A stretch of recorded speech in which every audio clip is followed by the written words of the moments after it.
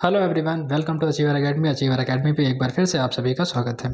आज की ये वीडियो आप सभी के लिए बहुत ही इंपॉर्टेंट होगी क्योंकि इसमें हम करेंगे 100 प्रीवियस ईयर क्वेश्चंस को, यानी सीडीपी की 100 प्रीवियस ईयर क्वेश्चन को हम लोग यहाँ पर सॉल्व करेंगे और उसको देखेंगे, समझेंगे कैसे क्वेश्चन एग्जाम में पूछे जाते हैं और आपको कैसे उनके साथ में डील करना है।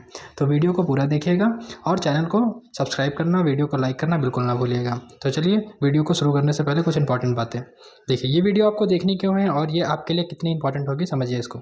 सबसे पहली बात है, इस वीडियो में आपको सीडीपी का जो है एग्जैक्ट एग्जाम पैटर्न में समझ में आएगा, क्योंकि एग्जाम वाले क्वेश्चन होंगे तो आप समझेंगे कि एग्जाम में क्वेश्चन पूछे कैसे जाते हैं। दूसरी इंपॉर्टेंट बात है, हर सवाल के साथ में आपको लॉजिक मिलेगा, ऑप्शन को एलिमिनेट करने की टेक्निक भी मिलेगी। ये सारी बातें आप सीखेंगे इस वीडियो को कंप्लीट पूरा लास्ट तक देखने के बाद। तो पूरा देखिएगा और अगर कम समय में आप मैक्सिमम रिवीजन चाहते हैं तो ये वीडियो आपके लिए एकदम परफेक्ट है। कहीं मत भटकिए, इसको देखिए। 100 क्वेश्चंस करने के बाद डेफिनेटली आपका कॉन्फिडेंस बहुत ही इंक्रीज हो जाएगा, क्योंकि सारे क्वेश्चन एग्जाम वाले हैं। आप पूरी तरीके से समझ जाएंगे कि एग्जाम में क्वेश्चन कैसे पूछे जाते हैं, आपकी तैयारी का लेवल क्या है। आगे चलते हैं। अगली बात जो इंपॉर्टेंट है, वीडियो में अंत तक बने रहिएगा, जिससे आपको रिपीटेड क्वेश्चन को पूरी समझ मिलेगी। और इस वीडियो को पूरा देखिएगा, जिससे आपका सीडीपी का कॉन्सेप्ट क्लियर हो जाएगा। और सबसे इंपॉर्टेंट बात है, कमेंट सेक्शन में कमेंट करना बिल्कुल ना भूलें कि ऐसे ही वीडियो आपके लिए और लाई जाए। जिससे तो पहला क्वेश्चन है हमारा, mastery oriented learner typically attribute success dash and failure dash. मतलब जो महारत हैं उन्मुख शिक्षार्थी आमतौर पर सफलता का श्रेय डैश को देते हैं और असफलता का श्रेय किसको देते हैं। तो देखिए, जो सफलता का श्रेय देते हैं किसको, योग्यता, अच्छी किस्मत को, या फिर असफलता का श्रेय देते हैं कार्य कठिनाई को। पहला ऑप्शन। दूसरा ऑप्शन है हमारा, सफलता का श्रेय दिया जाता है योग्यता और कोशिश को, जबकि असफलता का श्रेय दिया जाता है खराब किस्मत को। या फिर चौथा ऑप्शन हो जाएगा हमारा, योग्यता और अच्छी किस्मत को श्रेय दिया जाता है किसका, सफलता का, जबकि असफलता का श्रेय दिया जाता है निम्न योग्यता को। कौन देता है, जो महारत हासिल कर लेता है उन्मुख शिक्षार्थी। तो इसका सही आंसर हो जाएगा हमारा ऑप्शन नंबर 4 वाला, यानी कि योग्यता और कोशिश को। यानी कि जो सफलता का श्रेय है वो दिया जाता है योग्यता और कोशिश को, जबकि असफलता का श्रेय जाता है अपर्याप्त कोशिश की। अगली बार फिर से मेहनत करेंगे और अच्छे रिजल्ट के साथ पास होंगे। तो ध्यान रखिएगा ये बात। इसका सही आंसर हो जाएगा हमारा option number 4, ability and effort. और दूसरा हो जाएगा फेलियर किसको देते हैं, इनसफिशिएंट एफर्ट को। यानी कि अगर हम फेल हुए हैं तो अपनी गलती मानेंगे, उसको रिकंसिडर करेंगे और बेहतर तरीके से प्रयास करेंगे जिससे हम सफल हो जाएं। चलिए अगले क्वेश्चन की ओर चलते हैं। अगला क्वेश्चन है हमारा option number second, question number second वाला, जिसमें देखते हैं, which of the following statement represent the proximo distal principle of the development. निम्नलिखित में से कौन सा कथन विकास के समीप दूरस्थ सिद्धांत का प्रतिनिधित्व करता है। पहला ऑप्शन है हमारा, जो विकास है बहुदिशात्मक है, बहुआयामी है, यानी कि development is a multi directional या फिर मल्टी डायमेंशनल। अगला है, अलग अलग संस्कृत में रहने वाले हम सकल जुड़वा अलग अलग दरों से विकसित हो सकते हैं। या फिर तीसरा ऑप्शन है हमारा, मोतियों को धागे में पिरोने से पहले बच्चे गेंद को पकड़ने की क्षमता को विकसित करते हैं। या फिर चौथा ऑप्शन हो जाएगा हमारा, बच्चों में खड़े होने से पहले बैठने की क्षमता का विकास होता है। तो बताइए इसका सही आंसर कौन सा हो जाएगा, जो प्रॉक्सिमो डिस्टल प्रिंसिपल को फॉलो करता है। तो इसका हो जाएगा हमारा ऑप्शन नंबर 3 वाला, यानी कि मोतियों को धागे में पिरोने से पहले बच्चे की ना फाइन मोटर स्किल्स डेवलप होती हैं। पहले वो बॉल को पकड़ना सीखेगा, उसके बाद मोतियों में पिरोना वगैरह ये सब आएगा। तो हमारा 3 वाला इज द करेक्ट आंसर। आगे चलते हैं अगले क्वेश्चन की ओर, जो कि हमारा है क्वेश्चन नंबर 3। यहाँ पर देखते हैं, कक्षा में खेल की जो प्रतियोगिता में हिस्सा लेते समय तनुज अपने दोस्त से कहता है कि वह भाला फेंकने में हिस्सा लेगा और रस्सी कूदने में उसकी बहन हिस्सा ले सकती है, क्योंकि वह एक लड़की है और लड़की को भाला नहीं फेंक सकती है। यह किसे दर्शाता है। आपको यहाँ पर देना है कि while participating in the sport competition in the class, जो तनुज है वो अपने दोस्त से कहता है he will participate in the javelin throw and his sister can participate in the jump rope because she is a girls and girls can not. यानी कि यहाँ पर कह रहा है कि वह लड़की है इसीलिए जो है उसमें हिस्सा लेगी। तो ये किस बात को दर्शाता है, जेंडर स्थायित्व को, जेंडर समानता को, जेंडर समता को, या फिर जेंडर स्टेरियोटाइप। यहाँ पर होगा रूढ़िवादिता। तो option number 4 is the correct answer, gender stereotype. यानी कि जेंडर स्टेरियोटाइप का मतलब होता है रूढ़िवादिता। किसी भी इंसान के लिए पहले से आप एक परसेप्शन क्रिएट कर लें कि ये लोग ऐसे होते हैं, या लड़कियां ये काम नहीं कर सकती हैं, या इस तरीके से हम लोग जो बोलते हैं उसको बोलते हैं स्टेरियोटाइप, यानी कि रूढ़िवादिता। एक पहले से ये परसेप्शन को क्रिएट कर लेना। आगे चलते हैं अगले क्वेश्चन की ओर, जो कि हमारा क्वेश्चन नंबर 4। यहाँ पर देखिए क्वेश्चन कह रहा है कि while diverse thinking dash converse thinking. यहाँ पर आपको बताना है कि डाइवर्स थिंकिंग क्या करती है और कन्वर्स थिंकिंग क्या होती है, यानी कि अपसारी चिंतन और अपसरी चिंतन, इन दोनों के बारे में आपको बताना है। देखिए पहला ऑप्शन है हमारा, इनकरेज द मल्टीपल आंसर। कौन, डाइवर्स थिंकिंग इनकरेज करती है किसको, मल्टीपल आंसर्स को, और जबकि जो कन्वर्स थिंकिंग है फिक्स होती है on the one correct solution. ठीक है, अगला देखते हैं। अगला हो जाएगा, one fix on one correct solution encourage the multiple answer. एक सही समाधान पर स्थिर है कौन, अपसरी चिंतन, जबकि अभिसारी चिंतन किस पर निर्भर करती है, कई उत्तरों को प्रोत्साहित करता है। ठीक है, 3rd वाला हो जाएगा हमारा, गणितीय क्षमताओं को बढ़ावा देता है या फिर मौखिक क्षमताओं को बढ़ावा देता है, ये बिल्कुल नहीं हो सकते हैं। मौखिक क्षमताओं को बढ़ावा देना और गणित की ऐसा कोई मतलब ही नहीं बनता है यहाँ पर। तो इसका सही आंसर हो जाएगा हमारा ऑप्शन नंबर फर्स्ट वाला, यानी कि जो डाइवर्जेंट थिंकिंग होती है वो किसको इनकरेज करती है, मल्टीपल आंसर को, और जो कन्वर्जेंट होती है वो किसको करती है, एक ही सही समाधान पर स्थिर। ठीक है, तो पहला वाला हमारा सही हो जाएगा, इनकरेज करेगी मल्टीपल आंसर और fix on the one correct solution. आगे चलते हैं अगले क्वेश्चन की ओर, जो कि हमारा क्वेश्चन नंबर 5। यहाँ कहा गया निम्नलिखित विच of the following statement about the inclusive education is not correct.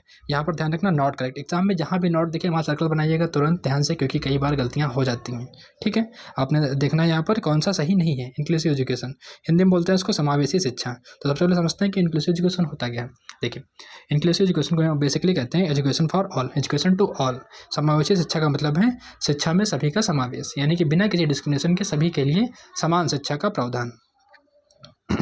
पहला ऑप्शन हो जाएगा इसका हमारा इंक्लूसिव एजुकेशन, यानी कि समावेशी शिक्षा का अर्थ होता है ऐसे तरीके से शिक्षण जो बहिष्कृत ना करें। बिल्कुल सही बात है। इंक्लूसिव एजुकेशन का मतलब ही होता है किसी प्रकार का डिस्क्रिमिनेशन ना होना, सभी का जो है शिक्षा में समावेश। अगला आ जाते हैं, समावेशी शिक्षण का अर्थ होता है उस शिक्षा शास्त्र को अपनाना जो सभी शिक्षार्थियों की आवश्यकता का समर्थन करता हो। Inclusive teaching means adopting pedagogy that support need of all learners, मतलब सभी लर्नर्स के अकॉर्डिंग जो है सबका जो है समर्थन करता है, आवश्यकताओं का समर्थन करता है।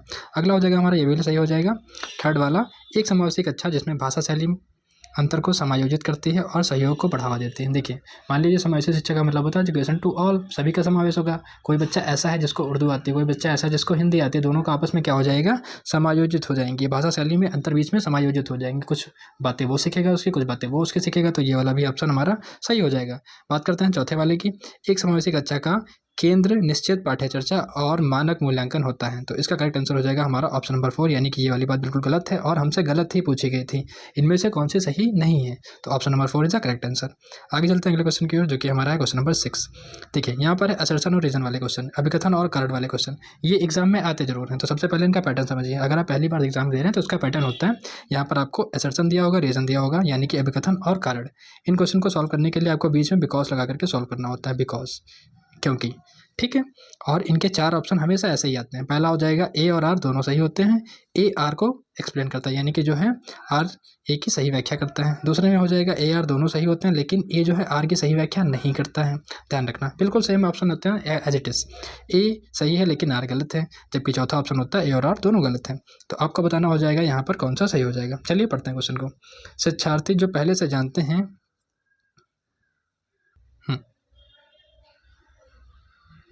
चलिए, तो उसके आधार पर अपने ज्ञान का निर्माण करते हैं, जबकि रीज़न है दूसरा, यानी कि पहली वाली बात है शिक्षार्थी जो पहले से जानते हैं, यानी कि जो उनकी प्रीवियस नॉलेज होती हैं के आधार पर अपने ज्ञान का निर्माण करते हैं किसी बात के बारे में। जैसे उनको दिल्ली के बारे में पता है, अब आप दिल्ली के बारे में, दिल्ली जो है भारत की कैपिटल है, अब उसके बारे में आप बोलिए उसके बारे में, दिल्ली के बारे में कुछ और, तो प्रीवियस नॉलेज तो उनको पता है ना कि दिल्ली एक शहर है जो कि दिल्ली की इंडिया की कैपिटल है।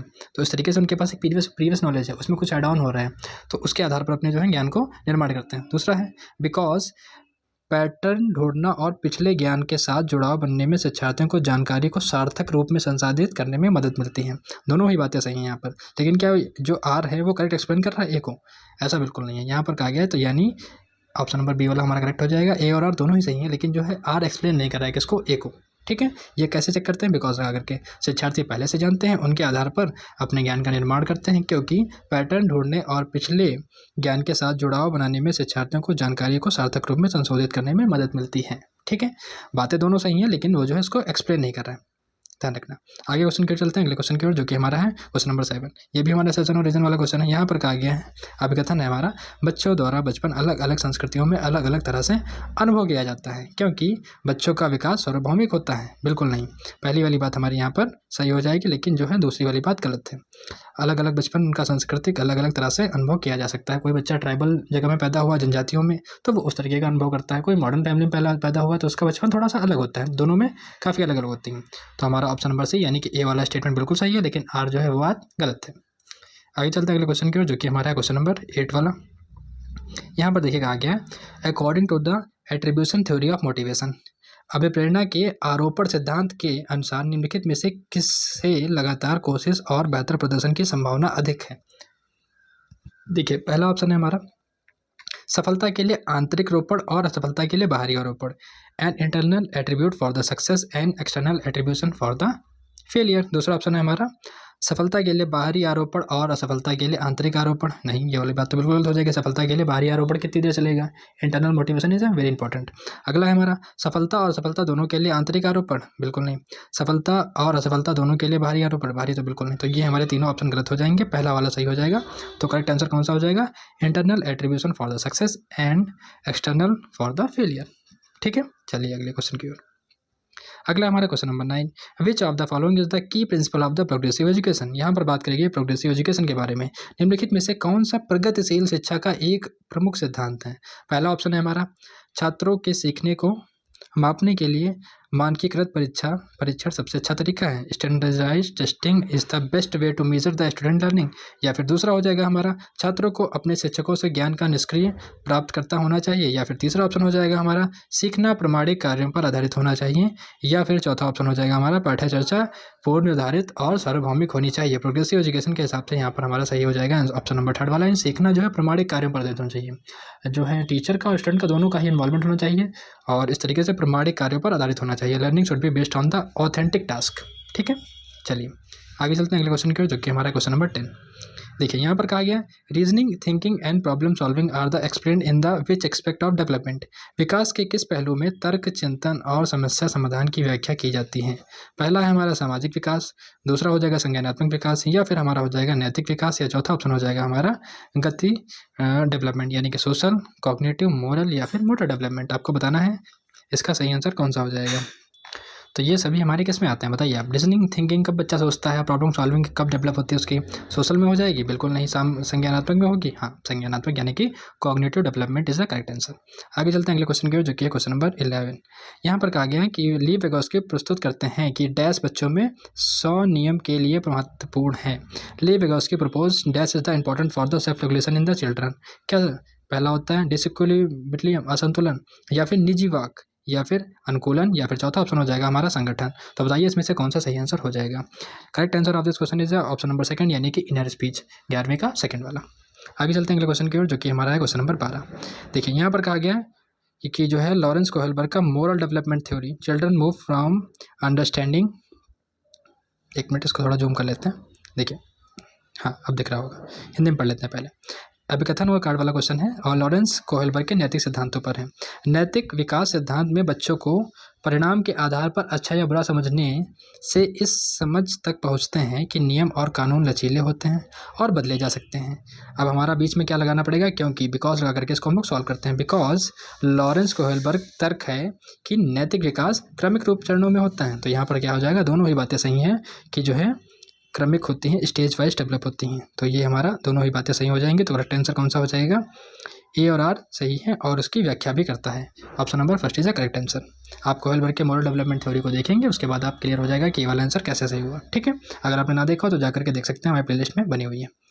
अगला है हमारा एज पर Harvard Gardner theory of multiple intelligence which of the following set represent the correct match of intelligence and associate characteristics. देखिए यहाँ पर कुछ जो है गार्डनर ने अपने स्किल्स के बारे में बताया है। मल्टीपल इंटेलिजेंस की स्किल्स होती हैं कुछ, जिसका पहला हमारा है इंट्रापर्सनल स्किल, जिसमें कहा गया है कि इसमें से कौन सा इसको मैच कर रहा है। तो intrapersonal skill in the understanding and relate to the others, यानी कि दूसरों को समझने के साथ उनके साथ संबंध स्थापित करने के कौशल। जब भी संबंध स्थापित करने की बात है वो भी दूसरों के साथ में या उनको समझने की बात है, तो वहाँ पर होती है इंट्रापर्सनल नहीं इंटरपर्सनल स्किल। ध्यान रखना आप लोग, यहाँ पर इंट्रापर्सनल है लेकिन वो स्किल कौन सी होती है, इंटरपर्सनल, यानी ये वाला ऑप्शन हमारा गलत हो गया। अगला देखते हैं लॉजिकल मैथमेटिक्स। अब देखिए मैथमेटिक्स का डांस से क्या मतलब हुआ, अगर किसी के पास मैथमेटिकल स्किल है तो उसका डांस से क्या मतलब हुआ, तो ये वाला भी ऑप्शन हमारा गलत हो जाएगा।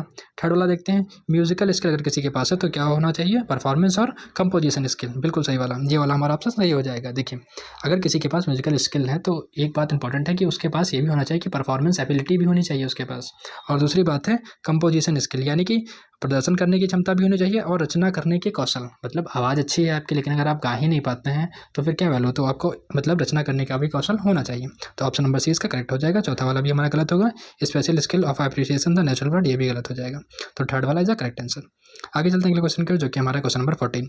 विच of the following statement is not correct about learning. Learning के लिए कौन सा जो है स्टेटमेंट इसमें से सही नहीं है। नॉट जहाँ पर हो सर्कल बना लीजिएगा, ध्यान रखिएगा ये बात, वरना गलत हो जाते हैं कई बार। तो देखिए, निम्नलिखित में से कौन सा कथन अधिगम के बारे में सही नहीं है? पहला हमारा, अधिगम शिक्षार्थी के पूर्व ज्ञान पर निर्भर करता है। अधिगम का तात्पर्य पूर्व वैचारिक स्कीमों के पुनर्गठन से है, या फिर अधिगम सामाजिक क्रिया द्वारा सुगम होता है, या फिर अधिगम एक प्रक्रिया नहीं बल्कि एक उत्पाद है। अब बताइए इसमें से सही आंसर कौन सा हो जाएगा? तो यहाँ पर जो हमारे ये तीनों स्टेटमेंट है, तीनों ही सही दिए गए हैं और हमसे पूछा गया है कि आपको गलत बताना, तो चौथा वाला ही गलत है। तो क्वेश्चन के हिसाब से ये वाला ऑप्शन सही हो जाएगा, क्योंकि हमसे सही नहीं है पूछा गया था। ठीक है, तो चौथा वाला करेक्ट आंसर। आगे चलते हैं अगले क्वेश्चन की ओर, जो कि हमारा question number 15। According to the Kohlberg theory of moral development, at what stage are the children self-centered and see their own benefit in doing something? यानी कि कोहलबर्ग के नैतिक विकास सिद्धांत के अनुसार किस स्तर पर बच्चे आत्म केंद्रित होते हैं और किसी कार्य को करने में अपना ही लाभ देखते हैं? पहला स्तर के पहले चरण में, या फिर पहले स्तर के दूसरे चरण में, या फिर तीसरे स्तर के तीसरे चरण में, या फिर तीसरे स्तर के पाँचवें चरण में? आपको बताना है इसमें से सही आंसर कौन सा हो जाएगा। करेक्ट आंसर हो जाएगा हमारा at the second stage in the first level, जिसमें हम लोग क्या देखते हैं, चाइल्ड जो है चाइल्ड सेंटर्ड होता है, सेल्फ सेंटर्ड होता है और अपना ही बेनिफिट के लिए वो काम करते हैं। ठीक है, तो option number second is the correct answer. अगले क्वेश्चन की ओर चलते हैं, क्वेश्चन नंबर 16। इसमें बात की गई है कि वंचित वर्गों से संबंधित विद्यार्थियों के समावेशन के लिए inclusion of the student belong to the disadvantage group demand. पहला ऑप्शन है हमारा awareness and sensitisation towards the diverse tradition, यानी कि विविध परंपराओं के प्रति जागरूकता और संवेदनशीलता को बढ़ावा देना चाहिए। दूसरा ऑप्शन है हमारा पहचान आधारित रूढ़ियों को प्रमाणित और प्रोत्साहित करना चाहिए। बिल्कुल नहीं, ऐसा तो गलत होना चाहिए, रूढ़ियों को कम करना चाहिए, नहीं कि बढ़ाना चाहिए। दूसरा है हमारा सामाजिक संबंधता के आधार पर कक्षा में अलगाव हो ही नहीं सकता। इंक्लूसिव एजुकेशन में अलगाव तो करना ही नहीं है, डिस्क्रिमिनेशन तो करना ही नहीं है, तो ये वाला भी हमारा गलत हो जाएगा।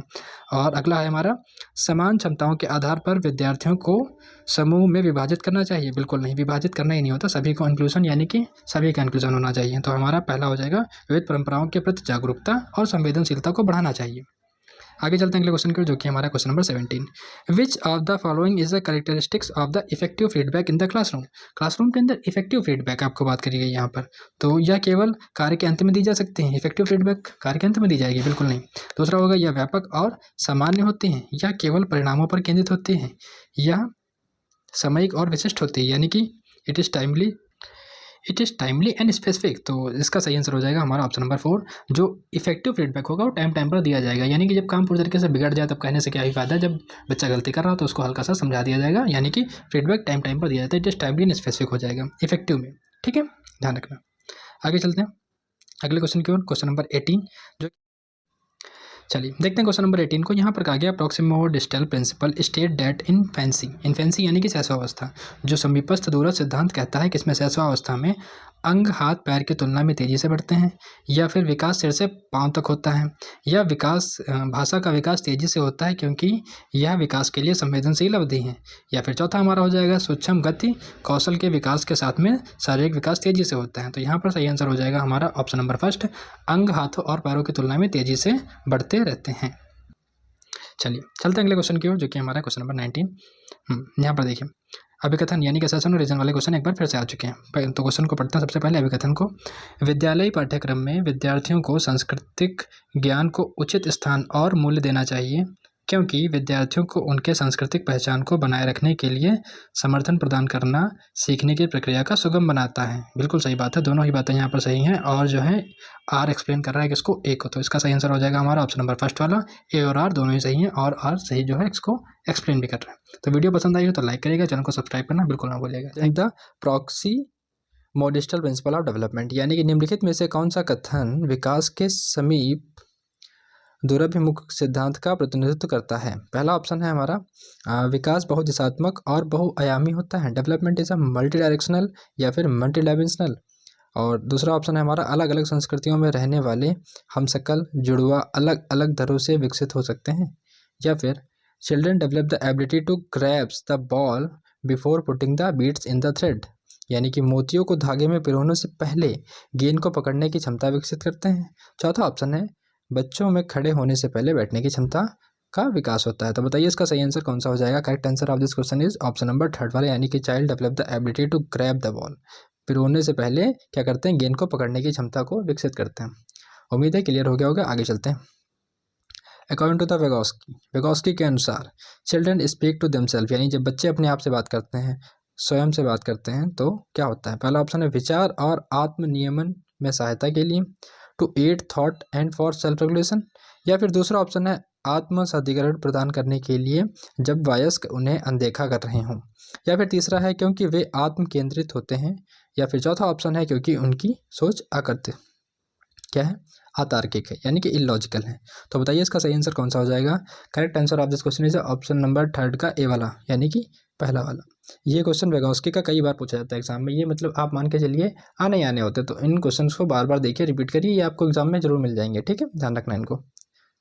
अगला है challenge in the social communication are the evident in, यानी कि सामाजिक संचार में चुनौतियां किससे स्पष्ट होती हैं, किस में स्पष्ट होती हैं। पहला ऑप्शन है हमारा ध्यान न्यूनतम अधिक्रियशीलता विकास में, या फिर मस्तिष्क पश्चाघात में, या फिर सौलीन क्रम विकार में, या फिर अधिगमात्मक विकलांगता में। बताइए इसका सही आंसर कौन सा हो जाएगा। क्वेश्चन नंबर 4 का कौन सा सही हो जाएगा, तो ये हो जाएगा ऑप्शन नंबर 3 वाला, यानी कि सौलीन क्रम विकार में सामाजिक संचार में चुनौतियां किसमें स्पष्ट होती हैं, सौलीन क्रम विकार में। चलिए आगे चलते हैं अगले क्वेश्चन की ओर, जो कि हमारा है क्वेश्चन नंबर 5। यहाँ पर बात की गई है अकॉर्डिंग टू वेगोस्की के अनुसार theory of learning and development, यानी कि वेगोस्की के सीखने और विकास के सिद्धांत के अनुसार निम्नलिखित में से कौन सा आलंबन का उदाहरण है। Which of the following is an example of scalp folding, आपको बताना है स्कैल फोल्डिंग का उदाहरण कौन सा है। चलिए देखते हैं, पहला ऑप्शन है हमारा किसी कार्य को छोटे चरणों में तोड़ना और आवश्यकता अनुसार सहायता प्रदान करना, या फिर providing a student with a grade for their work as motivation, यानी कि अभिप्रेरणा के रूप में एक छात्र को उनके काम के लिए एक सीढ़ी प्रदान करना। थर्ड वाले की बात करते हैं, छात्र को पढ़ने का कार्य देना और उन्हें स्वयं रूप से सवाल मतलब अपने आप से सवालों के जवाब देने के लिए कहना कि आप खुद ही उसको एनालाइज करके बताइए। एक छात्र को एक कौशल का प्रदर्शन करना और फिर अपने ही दम पर इसमें महारत हासिल करना। तो बताइए इसका सही आंसर कौन सा हो जाएगा। पांचवें क्वेश्चन नंबर 5 का सही आंसर हो जाएगा हमारा ऑप्शन नंबर फर्स्ट वाला, यानी कि breaking a task into the small step. पहले आप किसी भी टास्क को स्मॉल स्टेप में ब्रेक कर लीजिए, फिर प्रोवाइड सपोर्ट एज नीडेड, जहाँ जहाँ पर जरूरत पड़े वैसे वैसे से उनको हेल्प करते रहिए। आगे चलते हैं क्वेश्चन नंबर 6 की ओर, जो कि हमारा है डिस्ग्राफिया इज अ कैरेक्टराइज्ड, यानी कि लेखन वैकल्य की विशेषता आपको बताना है। यहाँ पर विलंबन, गति कौशल, या फिर लिखित कार्य में चुनौती, या फिर पढ़ने के प्रवाह में कमी, या फिर दोहराव व्यवहार। बताइए चारों में से कौन सा ऑप्शन इसका सही हो जाएगा। क्वेश्चन नंबर 6 का सही आंसर कौन सा होगा बताइए। Second option is the correct answer of this question, यानी कि लिखित कार्य में चुनौती, लिखित कार्य में चुनौती, ध्यान रखना इसको। डिस्ग्राफिया है, सिंपल सी बात है, लिखने में दिक्कत होगी, ठीक है। आगे चलते हैं। In order to help the student to become a good problem solver, मतलब अच्छे समस्या समाधानकर्ता बनने में विद्यार्थियों को सहायता के लिए एक शिक्षक को निम्नलिखित में से प्रक्रिया पर बल देना चाहिए। कौन सी प्रक्रिया पर बल देना चाहिए। पहला ऑप्शन है ऐसे जानकारों पर ध्यान दें जो पहले से मौजूद और विश्वासों और पूर्वाग्रहों की पुष्टि करें, या फिर समस्याओं को एक विशिष्ट निर्धारित तरीके से हल करना, या फिर बड़ी और जटिल समस्याओं को छोटी प्रबंधनीय समस्याओं में विभाजित करना, या फिर समस्या से संबंधित जानकारी के लिए केवल एक ही पहलू पर ध्यान केंद्रित करना। बताइए इसका सही आंसर कौन सा हो जाएगा। इसका सही आंसर हो जाएगा हमारा ऑप्शन नंबर 3 वाला, यानी कि बड़ी और जटिल समस्याओं को छोटे प्रबंधनीय समस्याओं में विभाजित करना। ब्रेक कर दो किसी लास्ट प्रॉब्लम को छोटे छोटे में और उसको फिर सॉल्व कर देते हैं, ठीक है। चलिए आगे चलते हैं क्वेश्चन नंबर 8 की ओर, जहाँ पर है असर्शन और रीजनिंग वाला क्वेश्चन, ठीक है। देखते हैं उसको। यहाँ पर कहा गया एक संवेदी कक्षा में छात्रों की आवश्यकता को पूरा करने के लिए शिक्षकों को बहुसंवेदी सामग्री का उपयोग करना चाहिए। ये तो हो गया असर्शन, यानी कि कथन। अब देखते हैं आगे। समावेशी कक्षाओं को, जब भी ऐसे क्वेश्चन है असर्शन और रीजन वाले, यानी कि कथन और कार्ड वाले, उसमें क्या करना है आपको बिकॉज लगाना है, बीच में बिकॉज लगा करके इनको सॉल्व करना है, क्योंकि लगा करके। तो जब पहला हमने पढ़ लिया असर्शन, तो अब करेंगे हम बिकॉज लगाएंगे, क्योंकि समावेशी कक्षाओं में पाठ्य चर्चा सामग्री के मानवीकरण के साथ मूल्यांकन रणनीतियों के मानकीकरण को अपनाना चाहिए। बताइए इसका। अब देखते हैं इसके ऑप्शन। देखिए पहला ऑप्शन, इसमें यही 4 ऑप्शन होते हैं, अक्सर आमतौर पर आपको ऐसे ही ऑप्शन मिलेंगे। पहला सही है लेकिन दूसरा गलत है, या फिर दोनों ही गलत हैं, या फिर दोनों सही हैं और ए आर की व्याख्या करता है। ए एक्सप्लेन द आर, यानी कि असर्शन कथन जो है कार्ड को क्या कर रहा है, एक्सप्लेन कर रहा है, यानी कि उसकी व्याख्या कर रहा है। ए और आर दोनों ही सही हैं, लेकिन ए आर की व्याख्या नहीं करता है। तो इस तरीके के 4 ऑप्शन आपको दिए जाते हैं अक्सर। तो यहाँ पर सही हो जाएगा हमारा पहला वाला, यानी कि ए सही है लेकिन आर जो है गलत है, ठीक है। एक समावेशी कक्षा में छात्रों की आवश्यकताओं को पूरा करने के लिए शिक्षक को बहुवेदी सामग्री का उपयोग करना चाहिए, ठीक है। चलते हैं अगले क्वेश्चन की ओर, जो कि हमारा question number 9। In the constructivist view, मतलब कि रचनावादी दृष्टिकोण से व्यक्ति पर्यावरण की घटनाओं से निष्क्रिय रूप से प्रभावित होते हैं। व्यक्ति को नए व्यवहार सीखने के लिए अनुकूलित किया जाता है। या फिर तीसरा ऑप्शन हो जाएगा हमारा सीखना वर्तमान समझ का विस्तार और परिवर्तन है। मतलब जो सीखना है वो क्या है, वर्तमान समझ का विस्तार है और परिवर्तन है। सीखना बस हमारे दिमाग की कोरी लिस्ट पर संघों को लिखना है। तो बताइए 9 का कौन सा सही हो जाएगा। 9 का सही हो जाएगा ऑप्शन नंबर 3 वाला, यानी कि सीखना वर्तमान समझ का विस्तार और परिवर्तन है। Learning is a extending and transforming the current understanding. ठीक है, चलते हैं अगले क्वेश्चन की ओर, जो कि हमारा है क्वेश्चन नंबर 10 वाला। हाँ, effective teachers familiarise themselves with daily lives and socio culture background, यानी कि प्रभावी शिक्षक खुद को शिक्षार्थियों के दैनिक जीवन उनकी सामाजिक संस्कृति पृष्ठभूमि से परिचित कराते हैं।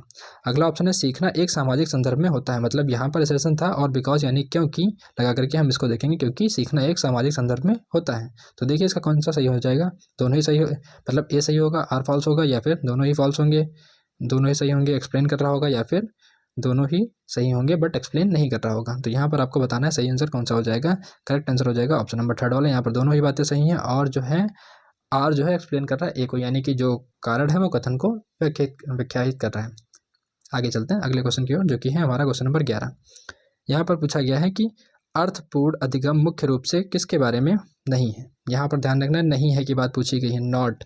ध्यान रखना एग्जाम में कई गलतियाँ होती हैं, जब भी ऐसा क्वेश्चन दिखे तुरंत यहाँ पर सर्कल बना लीजिए, अंडरलाइन कर लीजिए, नहीं है तो ध्यान रहता है। ठीक है, meaningful learning is not primarily about memorisation information, या फिर अंडरस्टैंडिंग द कॉन्सेप्ट, या फिर डेवलपिंग द स्किल, या फिर कंस्ट्रक्टिंग नॉलेज, जानकारी को रटना, अवधारणाओं को समझना, कौशल का विकास, या फिर ज्ञान का निर्माण। बताइए इसका सही आंसर कौन सा हो जाएगा। जानकारी को रटना, ये किसके बारे में नहीं है, मीनिंगफुल लर्निंग। आप किसी चीज़ को रटेंगे तो वो मीनिंगफुल लर्निंग नहीं है, आपको समझना है, सीखना है, जानना है। ठीक है, आगे चलते हैं।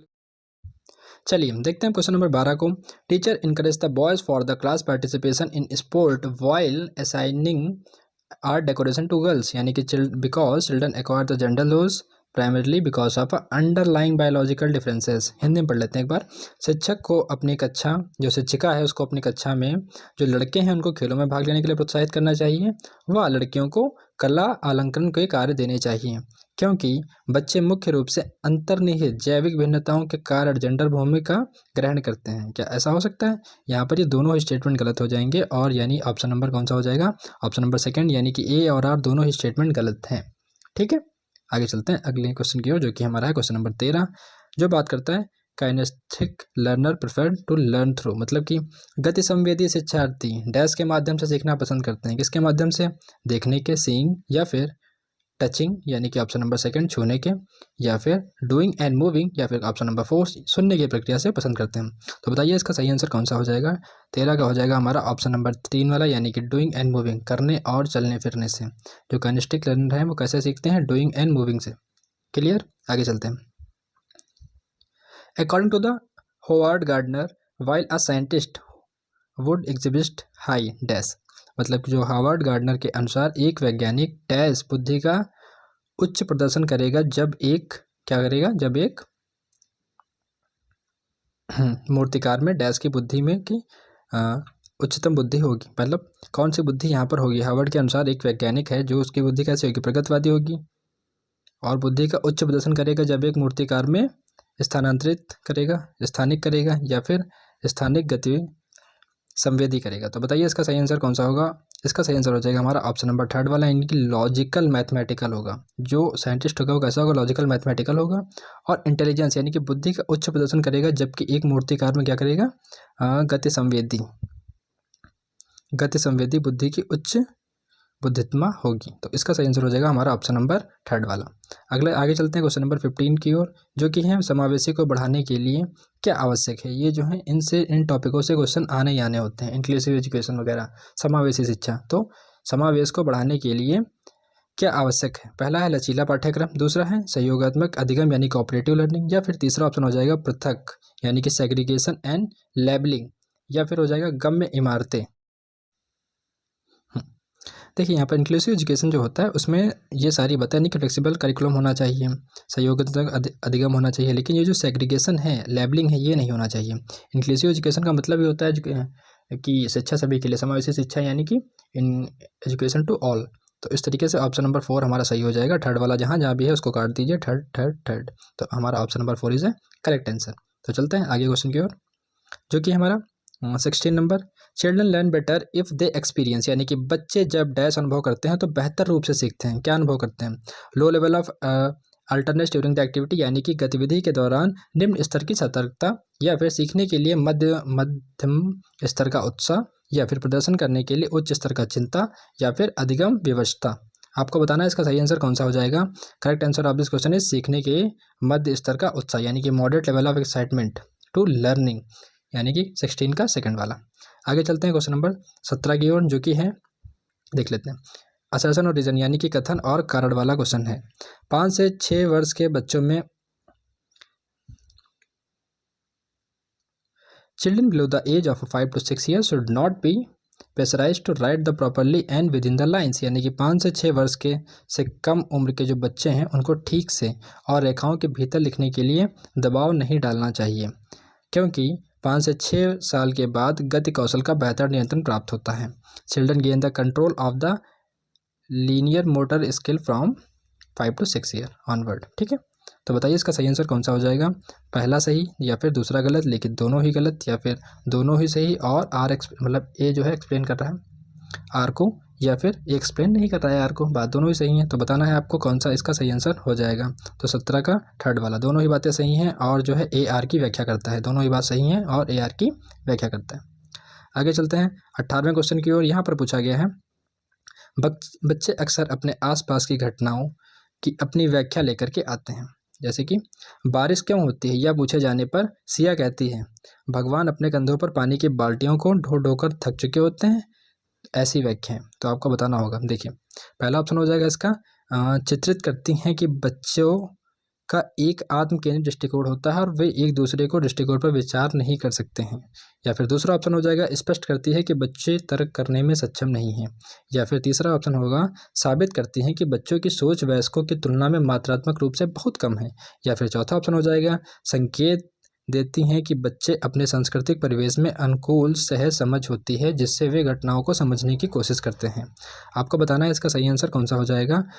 इसका सही आंसर हो जाएगा हमारा ऑप्शन नंबर 4 वाला, क्योंकि संकेत देते हैं कि बच्चे अपने सांस्कृतिक परिवेश के अनुकूलन एक सहज समझ रखते हैं, जिससे वे घटनाओं को समझने की कोशिश करते हैं। ठीक है, आगे चलते हैं अगले क्वेश्चन की ओर, जो कि हमारा है क्वेश्चन नंबर 19। पियाजे ने संज्ञानात्मक विकास को किस प्रकार वर्णन किया है। ये भी इंपॉर्टेंट क्वेश्चन है, ये एवरग्रीन क्वेश्चन है, ये हर बार पूछे जाते हैं, तो आपको इन पर ज़्यादा ध्यान देना है। ठीक है, ज़्यादा दिमाग लगाने की जरूरत नहीं है, जो चीज़ें बार बार रिपीट होती हैं उनको कर लीजिए, सारे PYQ कर लीजिए, आपका CDP का सेक्शन स्ट्रांग हो जाएगा। ठीक है, तो चलिए देखते हैं। तो पहला ऑप्शन है एक सतत और निरंतरत के रूप में, यानी कि कॉन्टिन्यूअस। दूसरा ऑप्शन है हमारा 4 ओवरलैपिंग कल्चर स्पेसिफिक स्टेजेस, यानी कि 4 अंतर्व्यापी संस्कृति विशिष्ट चरणों में। या फिर तीसरा ऑप्शन हो जाएगा 4 क्वालिटी डिफरेंट स्टेजेस, 4 गुणात्मक रूप से भिन्न चरण में। या फिर 3 प्रगतिशील स्तर में। आपको बताना है इसमें से सही आंसर कौन सा हो जाएगा। 19 का हो जाएगा हमारा ऑप्शन नंबर 3, यानी कि 4 गुणात्मक रूप से भिन्न चरणों में। ठीक है, आगे चलते हैं अगले क्वेश्चन की ओर,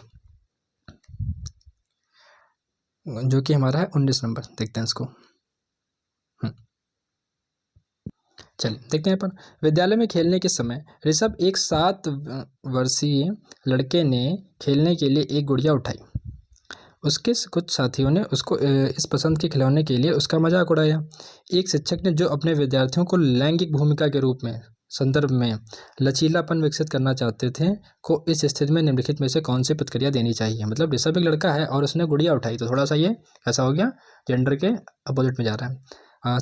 ऋषभ से बात करनी चाहिए, गुड़िया लड़कियों के लिए उपयुक्त है और लड़कों को गुड़ियों के साथ नहीं खेलना चाहिए। या फिर शिक्षक को करना चाहिए, ऋषभ से कहना चाहिए कि वह किसी और खिलौने के साथ खेले, क्योंकि उसे दोस्तों को यह मंजूर नहीं है कि वह गुड़िया के साथ खेले, उसके दोस्तों को यह मंजूर नहीं है। या फिर टीचर को ये कहना चाहिए कि ऋषभ को गुड़िया के साथ खेलने देना चाहिए और दूसरे बच्चों से कहना चाहिए कि वो भी अपनी पसंद का कोई खिलौना चुन सकते हैं। बिना कुछ कहे गुड़िया को हटा देना चाहिए और ऋषभ को खेलने के लिए कार दे देनी चाहिए। बताइए इसका सही आंसर कौन सा हो जाएगा। तो सिंपल सी बात है, ऑप्शन नंबर 3, यानी कि ऋषभ को गुड़िया के साथ खेलने देना चाहिए और दूसरे बच्चों को कहना चाहिए कि वे भी अपनी पसंद का कोई भी खिलौना ले सकते हैं। ठीक है, उम्मीद है समझ गए होंगे आप। आगे चलते हैं क्वेश्चन नंबर 21 की ओर, जो कि है इन द डेवलपमेंट टर्म्स, यानी कि विकास के संदर्भ में एक समय सीमा जिससे एक व्यक्ति विशिष्ट उत्प्रेरणाओं के प्रति परिवर्धित संवेदनशीलता रखता है जिससे कि वह कुशल तरीके से कार्य करने के लिए विशेष कौशल विकसित कर सके। वह विकास क्या कहलाता है? डैश कहलाती है। In the development terms a frame where an individual upholds an amplified sensitivity to particular incentive for development particular skill to functions in an efficient manner is referred as of development. बताइए कौन सा हो जाएगा? Incentive period या फिर stimulus period या फिर encoding period या फिर क्रिटिकल पीरियड। आपको बताना है इसमें से सही आंसर कौन सा हो जाएगा। तो इसका सही आंसर हो जाएगा हमारा ऑप्शन नंबर थर्ड वाला, यानी कि क्रिटिकल पीरियड, यानी कि चुनौतीपूर्ण अवधि। कौन सी हो जाएगी?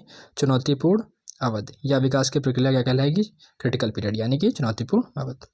आगे चलते हैं 22 नंबर की ओर, जो कि है in order to cater to need of student struggling with the attention deficit hyperactivity disorder, यानी कि शिक्षक को ध्यान न्यूनतम अतिक्रियाशीलता विकास से जूझ रहे छात्रों की आवश्यकताओं का ध्यान रखते समय क्या करना चाहिए?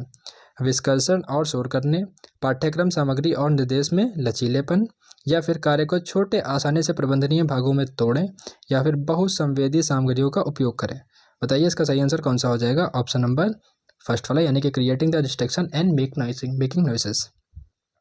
क्या करना चाहिए? टीचर को अवॉइड करना चाहिए किन चीज़ों को? यहाँ पर विकास से जुड़े छात्रों को ध्यान में रखते हुए से बचना चाहिए। किससे बचना चाहिए? तो विकास और शोर करने से, यानी कि डिस्ट्रैक्शन से और नॉइस करने से। ठीक है, आगे चलते हैं। अगला है लॉरेंस कोहेलबर्ग आर्ग्यू डैट, यानी कि लॉरेंस कोहेलबर्ग ने तर्क दिया है कि बच्चों में नैतिक विकास निरंतर रूप से होता है। दूसरा ऑप्शन है बच्चों के नैतिक तर्क में संस्कृति अंतर होते हैं, नैतिक विकास क्रमिक चरणों में होता है, या फिर बच्चों के नैतिक तर्क में लिंग भेद होते हैं। आपको बताना है इसका सही आंसर कौन सा हो जाएगा। Correct answer of this question is, यानी कि नैतिक विकास क्रमिक चरणों में होता है। मोरल डेवलपमेंट अगर in the progressive in the stages. ध्यान रखना आपको, ये क्वेश्चन जो है काफ़ी बार पूछे जाते हैं। चलिए क्वेश्चन नंबर 24 की बात करते हैं। कोहलबर्ग के नैतिक विकास के किस चरण में व्यक्ति का नैतिक व्यवहार मुख्य रूप से इस मानसिकता पर निर्भर करता है कि लोग मेरे बारे में क्या सोचते हैं? At which level of Kohlberg moral development does individual ethical behavior mainly depend on the mindset that what do people think of me? 24 का बताइए कौन सा हो जाएगा। Post conventional, non conventional, pre conventional, या फिर ऑप्शन नंबर 4 कन्वेंशनल। तो इसका सही आंसर हो जाएगा हमारा ऑप्शन नंबर 4, यानी कि पारंपरिक। आगे चलते हैं। पियाजे के अनुसार a child who unable to understand the logic behind the simple mathematics, मतलब कोई एक ऐसा बच्चा है जो सरल गणितीय को नहीं समझ पा रहा है। जैसे कि 4 5 9 हो गया और 5 - 4 9 में से 5 गया 4 हो गया और 5 4 मिलकर के 9 हो गए। इसमें जो है वो अंडरस्टैंडिंग नहीं कर पा रहा है, मतलब यहाँ पर 9 हुआ है और यहाँ पर घट के 4 हो गया है कि पीछे के तर्क को समझने के लिए असमर्थ है, यानी कि unable to understand the logic behind the simple mathematical reversal order. तो उसको क्या कहेंगे हम लोग यहाँ पर? पहला ऑप्शन है इसका एनिमिस्टिक थिंकिंग कहेंगे हम लोग उसको, या फिर इरिवर्सिबिलिटी कहेंगे, या फिर ईगो सेंट्रिज्म कहेंगे, या फिर परपेचुअल सेंट्रिज्म कहेंगे, यानी कि जीववादी सोच, अपरिवर्तनीय, या फिर आत्म केंद्रित, या फिर अवधारणात्मक केंद्रीकरण। यहाँ पर 9 हो गया था, फिर 9 में से 5 घट करके 4, यानी कि जस्ट उल्टा काम हुआ था, यानी कि रिवर्सिबल काम हुआ था। तो इसका सही आंसर हो जाएगा इरिवर्सिबिलिटी को समझ नहीं पा रहा है। ठीक है, इरिवर्सिबिलिटी को समझ नहीं पा रहा है। आगे चलते हैं, क्वेश्चन बात करते हैं। शिक्षकों को छात्रों से दूरी बनाकर रखनी चाहिए, अधिगम की प्राथमिक जिम्मेदारी उन्हीं पर डाल देनी चाहिए। क्या ये स्टेटमेंट सही लग रहा है आपको? बिल्कुल नहीं, यानी कि ऑप्शन नंबर फर्स्ट इज गलत, मतलब जो ए है यानी कि अभिकथन यानी कि असर्शन वो गलत है। आगे देखते हैं। अधिगम एक लोकतांत्रिक वातावरण के बजाय एक एकाधिकारी वातावरण से प्रभावी ढंग से होता है, ये भी बिल्कुल गलत लग रहा है। तो यानी कि दोनों स्टेटमेंट गलत हैं। तो इस तरीके से कौन सा ऑप्शन इसका सही हो जाएगा? ऑप्शन नंबर सेकंड, यानी कि ए और आर दोनों ही गलत है। ध्यान रखना इसको। ठीक है, क्वेश्चन नंबर 26 वाला हमारा हो चुका है। अब देखते हैं 27 की ओर। जी रहा 27 क्वेश्चन हमारा है, शिक्षकों द्वारा प्रदान किया गया आलंबन बच्चों को सीखने की प्रक्रिया में बाधा डालता है। ये भी नहीं, बिल्कुल गलत। लेव वेगोस्की के प्रस्ताव किया है कि बच्चे स्वतंत्र रूप से पर्यावरण पर कार्य करके और उनमें हेरफेर कर सकते हैं, ऐसा दिया है। बिल्कुल नहीं, यानी कि दूसरा वाला भी गलत हो जाएगा। तो इसका भी ऑप्शन नंबर सेकंड वाला करेक्ट हो जाएगा। दोनों ही बातें बिल्कुल गलत हैं। आगे चलते हैं क्वेश्चन नंबर 28 की ओर। देखते हैं 28 वाला। विच of the following correctly describe the एक्सट्रेक्टिव motivation, यानी कि निम्नलिखित में से कौन सा बाहरी अप्रेरणा का सही वर्णन करता है? एक्सट्रेक्टिव मोटिवेशन यानी कि बाहरी में मोटिवेशन। देखिए, अप्रेरणा जो वातावरण परिणाम से आती है, या फिर जो व्यक्ति को संतुष्टि की भावना से आती है, जो कार्य के व्यक्तिगत आनंद से आती है, या फिर अप्रेरणा जो आंतरिक कारकों से आती हैं। तो बताइए आपको इसका सही आंसर कौन सा हो जाएगा। इसका सही आंसर होगा पहला वाला, यानी कि अप्रेरणा जो वातावरण के परिणाम से आती हैं। एक्सटेंसिव है ना, आपने कुछ किया, आपको अवार्ड मिल गया, आपने अच्छे मार्क्स लाए, टीचर ने आपको गिफ्ट दिया, तो इस तरीके से क्या हो जाएगा एक्सटेंसिव, जो कि वातावरणीय परिणाम से आती है। आपकी रिस्पेक्ट बढ़ेगी, इस तरीके से जो भी आपको मिलेगा वो क्या हो जाएगा एक्सटेंसिव मोटिवेशन, बाहरी। ठीक है, ध्यान रखना इसको। आगे चलते हैं, 29 की बात करते हैं। पियाजे के संज्ञानात्मक विकास के सिद्धांत के जो संवेदी चालक अवस्थाओं के दो महत्वपूर्ण संज्ञानात्मक विकास मील के पत्थर हैं, मतलब जो जो इंपॉर्टेंट है संज्ञानात्मक विकास के संवेदी चालक अवस्था के, तो आपको बताना है कौन कौन से हैं वो। एनिमिज्म है, ट्रांसफॉर्म है, क्लासिफिकेशन है या फिर सीरिएशन है, ऑब्जेक्टिव परमानेंस है या फिर डेफरेड इमिटेशन है, वस्तु स्थायित्व है या फिर स्थगित अनुसरण है। तो इसका सही आंसर हो जाएगा हमारा ऑप्शन नंबर थर्ड वाला है कि यही दोनों जो क्या हैं इंपॉर्टेंट हैं cognitive development milestone of a sensory motor stage of पियाजे थ्योरी कॉग्निटिव डेवलपमेंट। जो कॉग्निटिव डेवलपमेंट है पियाजे की थ्योरी के, उसके जो दो इंपॉर्टेंट माइलस्टोन्स हैं वो कौन है, एक है ऑब्जेक्टिव परमानेंस यानी कि वस्तु स्थायित्व या फिर स्थगित अनुसरण। तो बाकी सारे ऑप्शन गलत हो जाएंगे, option number 30 is correct answer. आगे चलते हैं क्वेश्चन नंबर 30 की, जो कि हमारे इसका सीडीपी का लास्ट क्वेश्चन है। ठीक है, तो देख लेते हैं इसको। यहाँ पर दिया गया है कि चिल्ड्रंस यानी कि बच्चे अनियंत्रित पैदा होते हैं, उन्हें सामाजिक होने की आवश्यकता होती है, या फिर इस दुनिया में आनुवंशिक कोड के साथ आते हैं और उनकी नियति तय करते हैं। Come in the world with the genetic code that determine their destiny, या फिर तीसरा हो जाएगा हमारा are greatly influenced by the social cultural context they grow up in, या फिर come in this world as a tabula rasa और the blank state, इस संसार में खाली स्लेट और कोरी पट्टी के रूप में आते हैं। आपको बताना है इसमें से कौन सा सही आंसर हो जाएगा। तो जो बच्चे होते हैं उन पर क्या होता है सांस्कृतिक संदर्भ में बहुत प्रभावित होते हैं और जिसमें वो बड़े हुए होते हैं, यानी कि बच्चों पर जो है उनके एनवायरनमेंट का काफ़ी ज़्यादा इम्पैक्ट होता है। आपको ये बात ध्यान रखनी है। ठीक है, तो इस तरीके से हमारा CDP जो पेपर 1 का था, हम पेपर 1 की CDP को, ठीक है, तो चलिए देखते हैं यहाँ पर। पहला क्वेश्चन है हमारा which of the following would support continuous and comprehensive evaluation.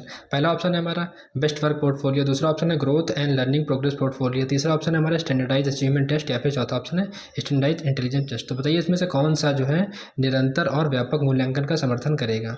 तो सही आंसर हो जाएगा हमारा ऑप्शन नंबर 2 यानी कि growth and learning progress portfolio. ठीक है, आगे चलते हैं क्वेश्चन नंबर 2 की ओर।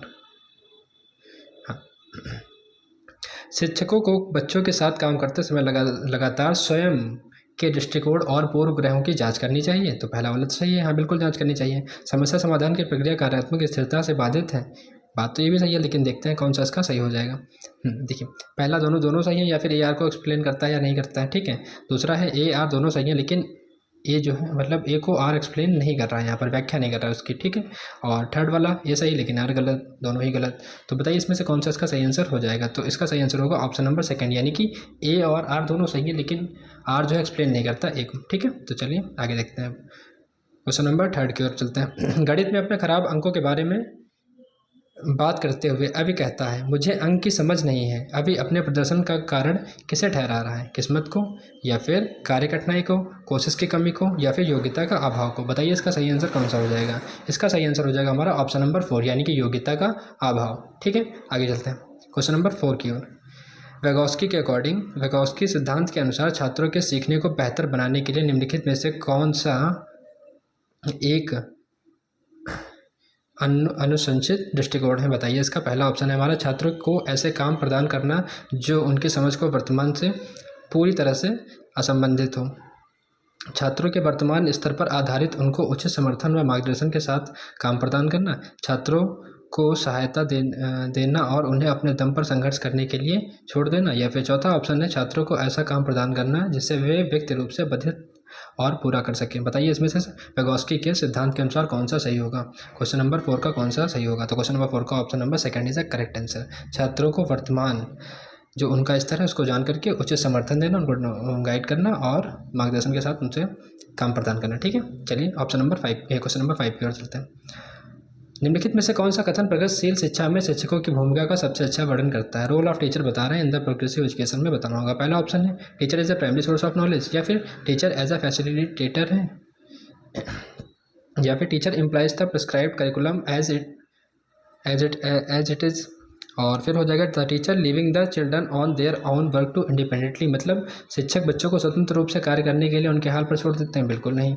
पाठ्यक्रम को जो का तो लागू कर देते हैं, बिल्कुल नहीं। शिक्षक एक सुविधा प्रदाता के रूप में कार्य करते हैं, हाँ ये वाला, यानी कि ऑप्शन नंबर सेकंड वाला हो जाएगा। क्वेश्चन नंबर 5 का option number second is the correct answer. आगे चलते हैं, क्वेश्चन नंबर 6 की बात करते हैं। यहाँ पर जो है Gardner concept of intelligence implies that, इसके ऑप्शन दिए गए हैं। पहला ऑप्शन है सभी लोग दुनिया के समान रूप से समझते हैं और संसाधित करते हैं। दूसरा है अलग अलग आयामों में लोगों की अलग अलग योग्यताएं होती हैं, बुद्धि का केवल एक ही आयाम होता है। या फिर चौथा ऑप्शन हो जाएगा केवल बुद्धि केवल प्रयोगात्मक अध्ययन से संबंधित है, यानी कि intelligence is the only about the practical learning. बताइए इसका सही आंसर कौन सा होगा। इसका सही आंसर हो जाएगा हमारा ऑप्शन नंबर सेकंड, यानी कि human being differ in their abilities in the different domain, अलग अलग आयामों में लोगों की अलग अलग योग्यताएं होती हैं। ठीक है, आगे चलते हैं, क्वेश्चन नंबर 7 की बात करते हैं। निम्नलिखित में से अवधारणाओं के निरूपण का कौन सा क्रम बच्चों की संज्ञानात्मक क्षमताओं को और उत्तर विकास के अनुसार है। बताइए इसमें से कौन सा हो जाएगा।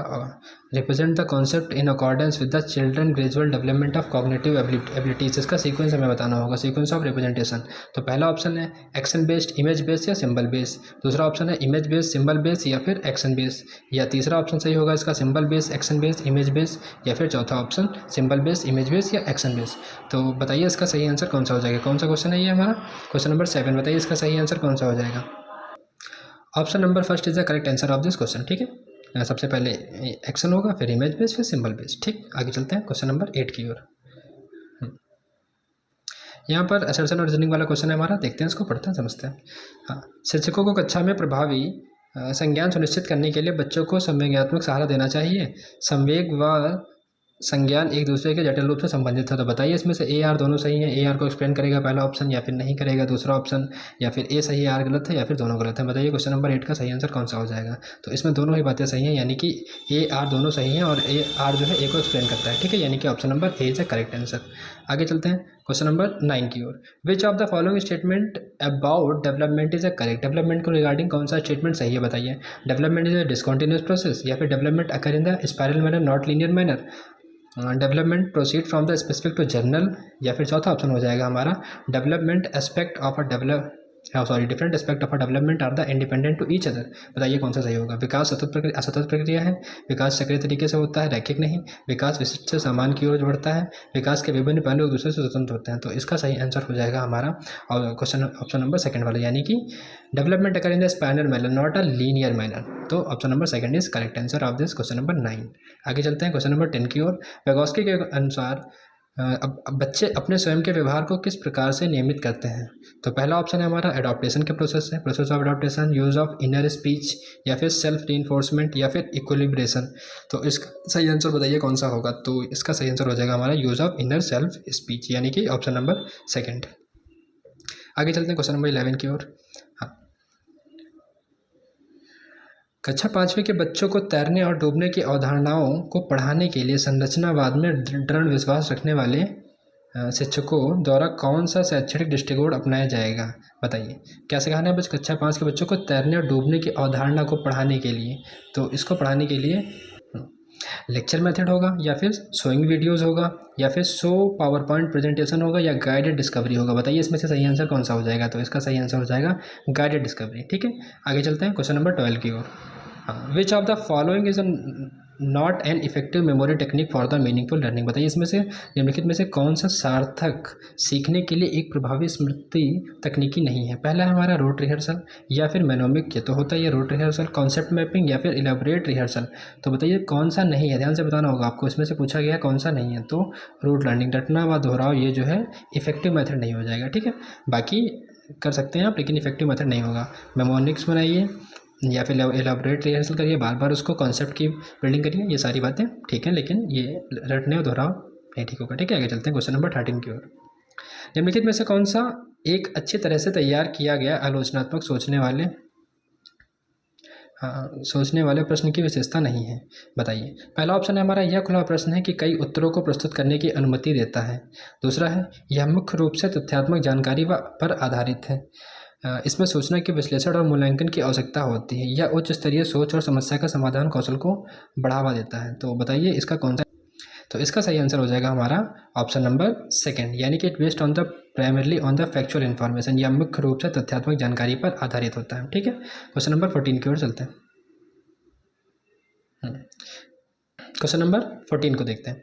Classroom pedagogy should be culturally responsive to meet the need of the student on the diverse culture background, यानी कि जो क्लासरूम की पेडागोगी होनी चाहिए ऐसी होनी चाहिए जो मीट करे need of the student from the diverse culture background से। तो ये बात तो बिल्कुल सही है, पहला ऑप्शन सही है, यानी कि विविध संस्कृति पृष्ठभूमि से छात्रों की जरूरत को पूरा करने के लिए कक्षा शिक्षण को सांस्कृतिक रूप से उत्तरदायी होना चाहिए, बिल्कुल सही है। दूसरा वाला पढ़ते हैं। कक्षा में क्षमता केवल मानकीकृत पाठ्यचर्चा व आकलन के द्वारा सुनिश्चित की जा सकती है, बिल्कुल नहीं, ऐसा तो जरूरी नहीं है। ऑप्शन नंबर सेकंड गलत है, यानी कि इसका कौन सा सही हो जाएगा? ऑप्शन नंबर थर्ड ए सही है, लेकिन आर गलत है। आगे चलते हैं, क्वेश्चन नंबर 15 की बात करते हैं।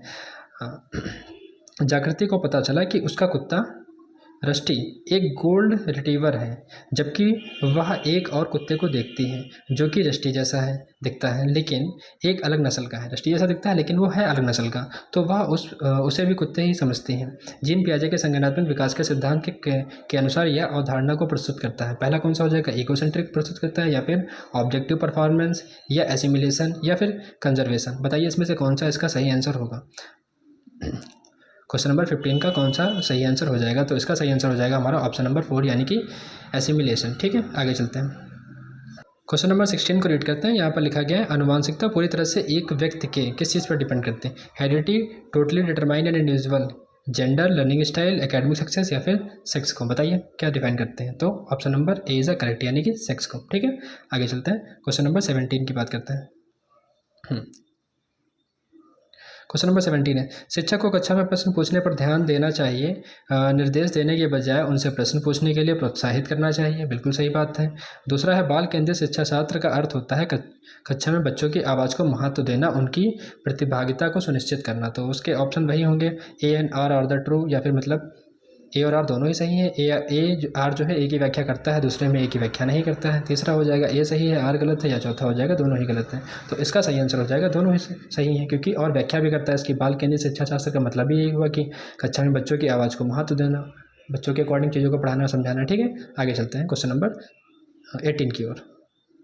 यहाँ पर देखिए, repetitive and realistic behaviour is an identifying characteristics of. पहला ऑप्शन हो जाएगा हमारा स्वालीन क्रम विकार की, अधिगात्मकता विकलांगता को, या फिर ध्यान न्यूनता अतिक्रियाशीलता विकार की। चौथा ऑप्शन हो जाएगा हमारा सेरिब्रल पैसी। तो बताइए कौन सा इसका सही आंसर होगा? क्वेश्चन नंबर 18 का सही आंसर कौन सा हो जाएगा? तो हमारा इसका सही आंसर हो जाएगा ऑटिज्म स्पेक्ट्रम डिसऑर्डर, दोहराव और बारंबार किए जाने वाला व्यवहार क्या कहलाता है? स्वालीन क्रम विकार की। ठीक है, पहचान है। आगे चलते हैं क्वेश्चन नंबर 19 की। शिक्षार्थी अधिगम प्रक्रिया में व्यस्त और सक्रिय रूप से शामिल महसूस करते हैं जब गतिविधियां उनके संदर्भ से संबंधित होती हैं, पहला ऑप्शन, या फिर अधिगम का बल दोहराव और रटने पर होता है, बिल्कुल नहीं, ऐसा तो नहीं हो सकता। शिक्षार्थी की सामाजिक भावना आवश्यकताओं की उपेक्षा की जाती है, या फिर चौथा हो जाएगा हमारा उनके पूर्व ज्ञान को पृथक किया जाता है। तो बताइए इसमें से कौन सा इसका सही आंसर हो जाएगा? यानी कि option number first, activity are related to their context, तभी वो फील करेंगे। Learner feel engaged and actively involve, जब उनके लगेगा कि activities are related to their context. ठीक है, आगे चलते हैं क्वेश्चन नंबर 20 की ओर। Childrens with the learning difficulties typically क्या होते हैं? Have difficulties in reading due to the poor sight, मतलब कि नज़र कमज़ोर होने के कारण पढ़ने में परेशानी होती है।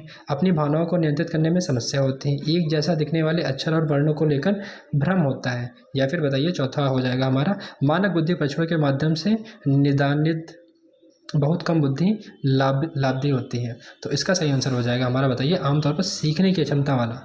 सीखने की क्षमता यानी कि एक जैसे दिखने वाले अक्षर और वर्णों को लेकर भ्रम होता है। तो ये हमारा हो जाएगा option number third, question number 20 का थर्ड वाला। आगे चलते हैं, 21 की बात करते हैं। ऐसे बच्चे जिन्होंने बहुत कम उम्र में गंभीर सामाजिक अभाव का अनुभव किया है, आमतौर पर उनके विचारों में देरी या बाधा उत्पन्न होती है। पुनर्वास के बावजूद विकास के कुछ क्षेत्रों में सुधार अधीनस्थ होने की संभावना है। यह अवधि जिसमें विकास का पर्यावरणीय समर्थन के से महत्वपूर्ण रूप से प्रभावित होता है डैश कहलाता है। बताइए क्या कहलाता है? Directive period, native period, intuitive period, या फिर सेंसिटिव पीरियड। बताइए क्वेश्चन नंबर 4 का कौन सा इसका सही आंसर हो जाएगा? इसका सही आंसर हो जाएगा हमारा सेंसिटिव पीरियड कहते हैं इसे, यानी कि संवेदनशील अवधि। आगे चलते हैं, क्वेश्चन नंबर 22 की बात करते हैं। हाँ, विभिन्न जेंडर के व्यवहार के बारे में पूर्व कल्पित सामान्यकरण क्या कहलाते हैं? यानी कि preconceived generalisation about the behaviour of the various gender are called the gender stereotype, या फिर जेंडर डिस्क्रिमिनेशन कहेंगे उसको, जेंडर टाइपिंग कहेंगे, या फिर जेंडर आइडेंटिफाइंग कहेंगे, सॉरी आइडेंटिटी कहेंगे। तो बताइए इसका सही आंसर कौन सा हो जाएगा। इसका सही आंसर हो जाएगा हमारा पहला वाला, यानी कि जेंडर स्टीरियोटाइप्स।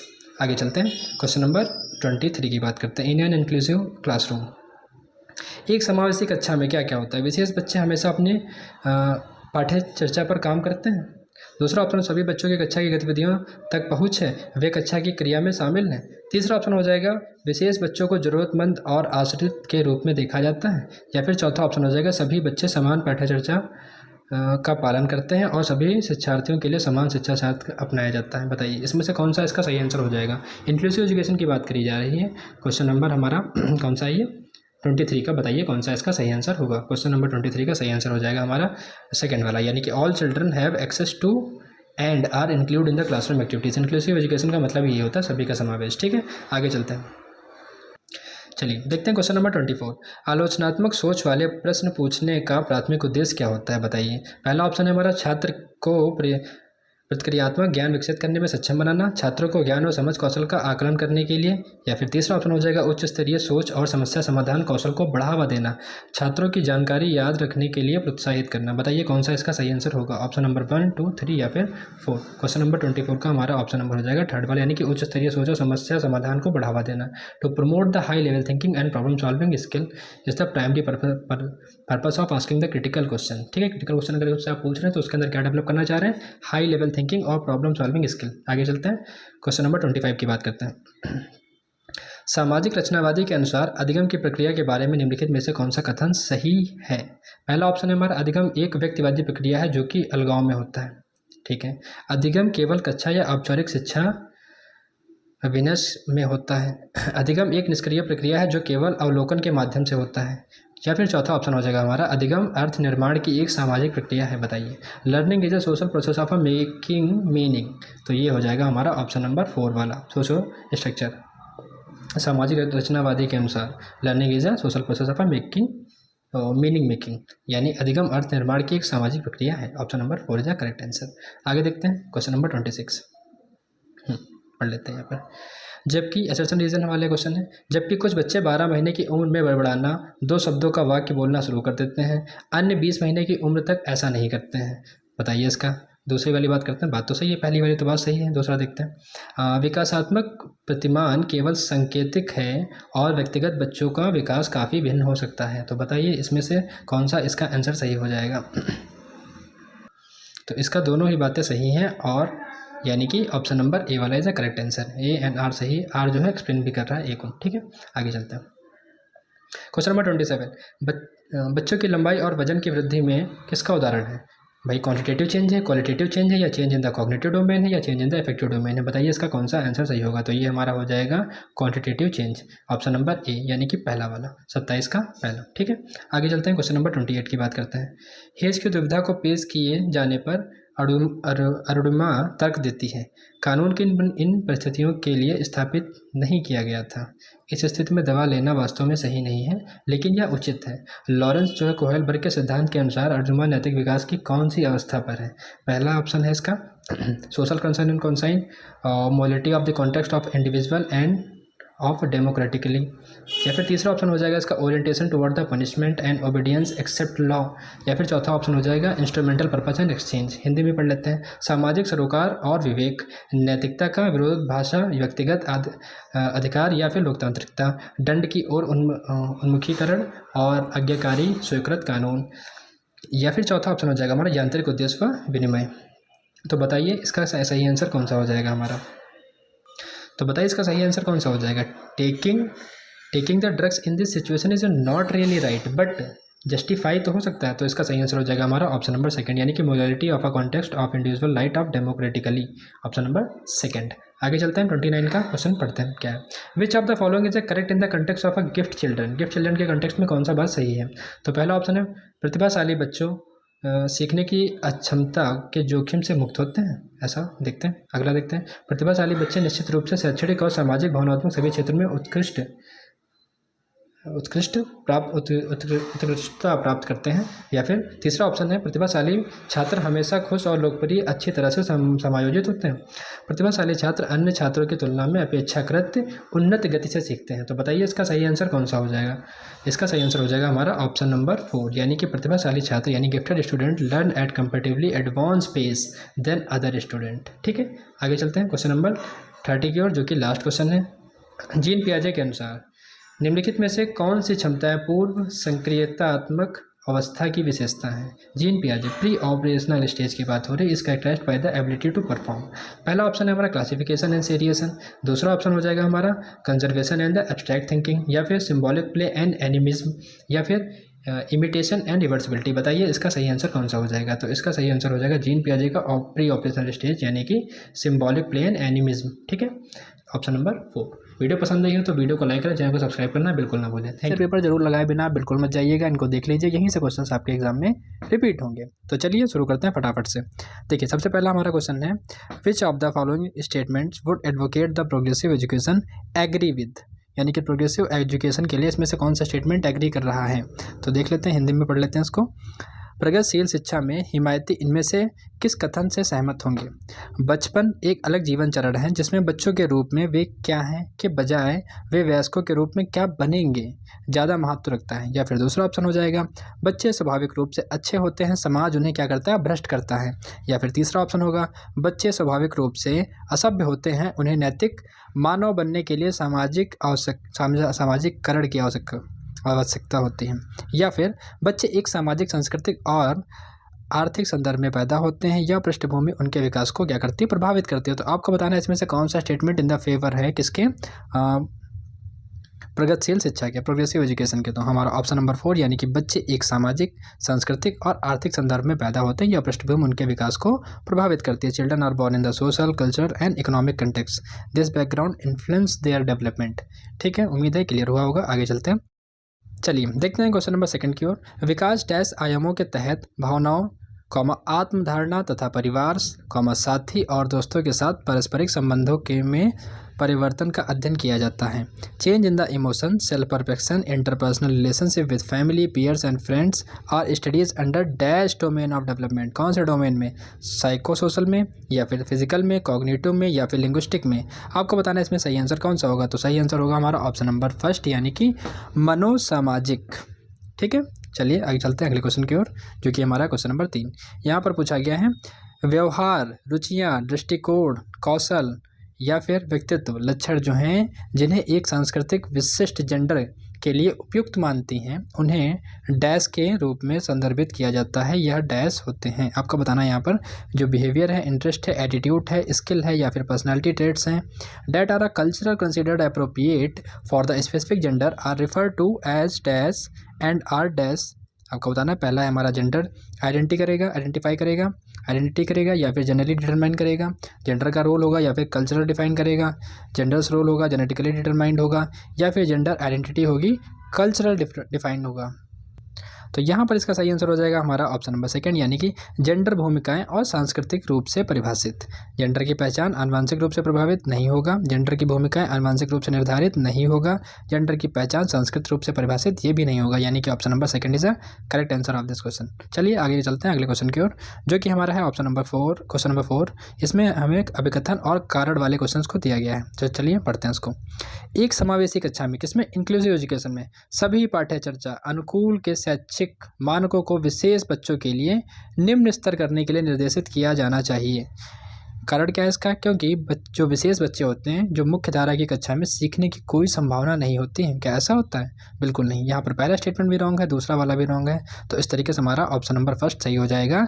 यहाँ पर ए और आर दोनों ही गलत हैं। चलते हैं अगले क्वेश्चन की ओर, जो कि हमारा क्वेश्चन नंबर 5। यहाँ पर है जीन पियाजे की बात की गई है, उनकी कॉग्निटिव थ्योरी ऑफ डेवलपमेंट की बात की गई है। इसमें से पूछा गया कौन सा स्टेटमेंट सही है, आपको बताना है सिद्धांत के अनुसार कौन सा सही है। तो पहली बात है कि पूर्व ज्ञान सीखने की प्रक्रिया में कोई भूमिका नहीं निभाता है। Previous knowledge does not play any role in the process. क्या ऐसा होता है? बिल्कुल नहीं। तो ये वाला तो गलत हो गया। Biological factors such as the maturation does not play any role in the cognitive development. ठीक है, अगला देखते हैं। सीखने के अनुभव बच्चों को संज्ञानात्मक क्रियाओं के वर्तमान स्तर पर निर्भर करते हैं। या फिर चौथा है, अनुभवों के माध्यम से सीखने के बजाय याद करने की प्रक्रिया को प्राथमिकता दी जानी चाहिए। आपको बताना है यहाँ पर पियाजे के अनुसार कौन सा सही स्टेटमेंट हो जाएगा। तो हमारे हिसाब से पियाजे के हिसाब से हो जाएगा यहाँ पर ऑप्शन नंबर 3 वाला, सीखने के अनुभव बच्चों के संज्ञानात्मक क्रिया में वर्तमान स्तर पर निर्भर करते हैं। जो लर्निंग का एक्सपीरियंस है वो किस बात पर डिपेंड करता है कि चिल्ड्रन का current level of cognitive function क्या है, बच्चे का जो कितनी उम्र है और कितनी उसके बौद्धिक विकास हो चुका है उस बात को समझने के लिए। ठीक है, तो option number 3 is correct answer. आगे चलते हैं अगले क्वेश्चन के लिए, जो कि हमारा है ली वेगोस्की का कॉग्निटिव डेवलपमेंट के बारे में उनका स्टेटमेंट क्या है।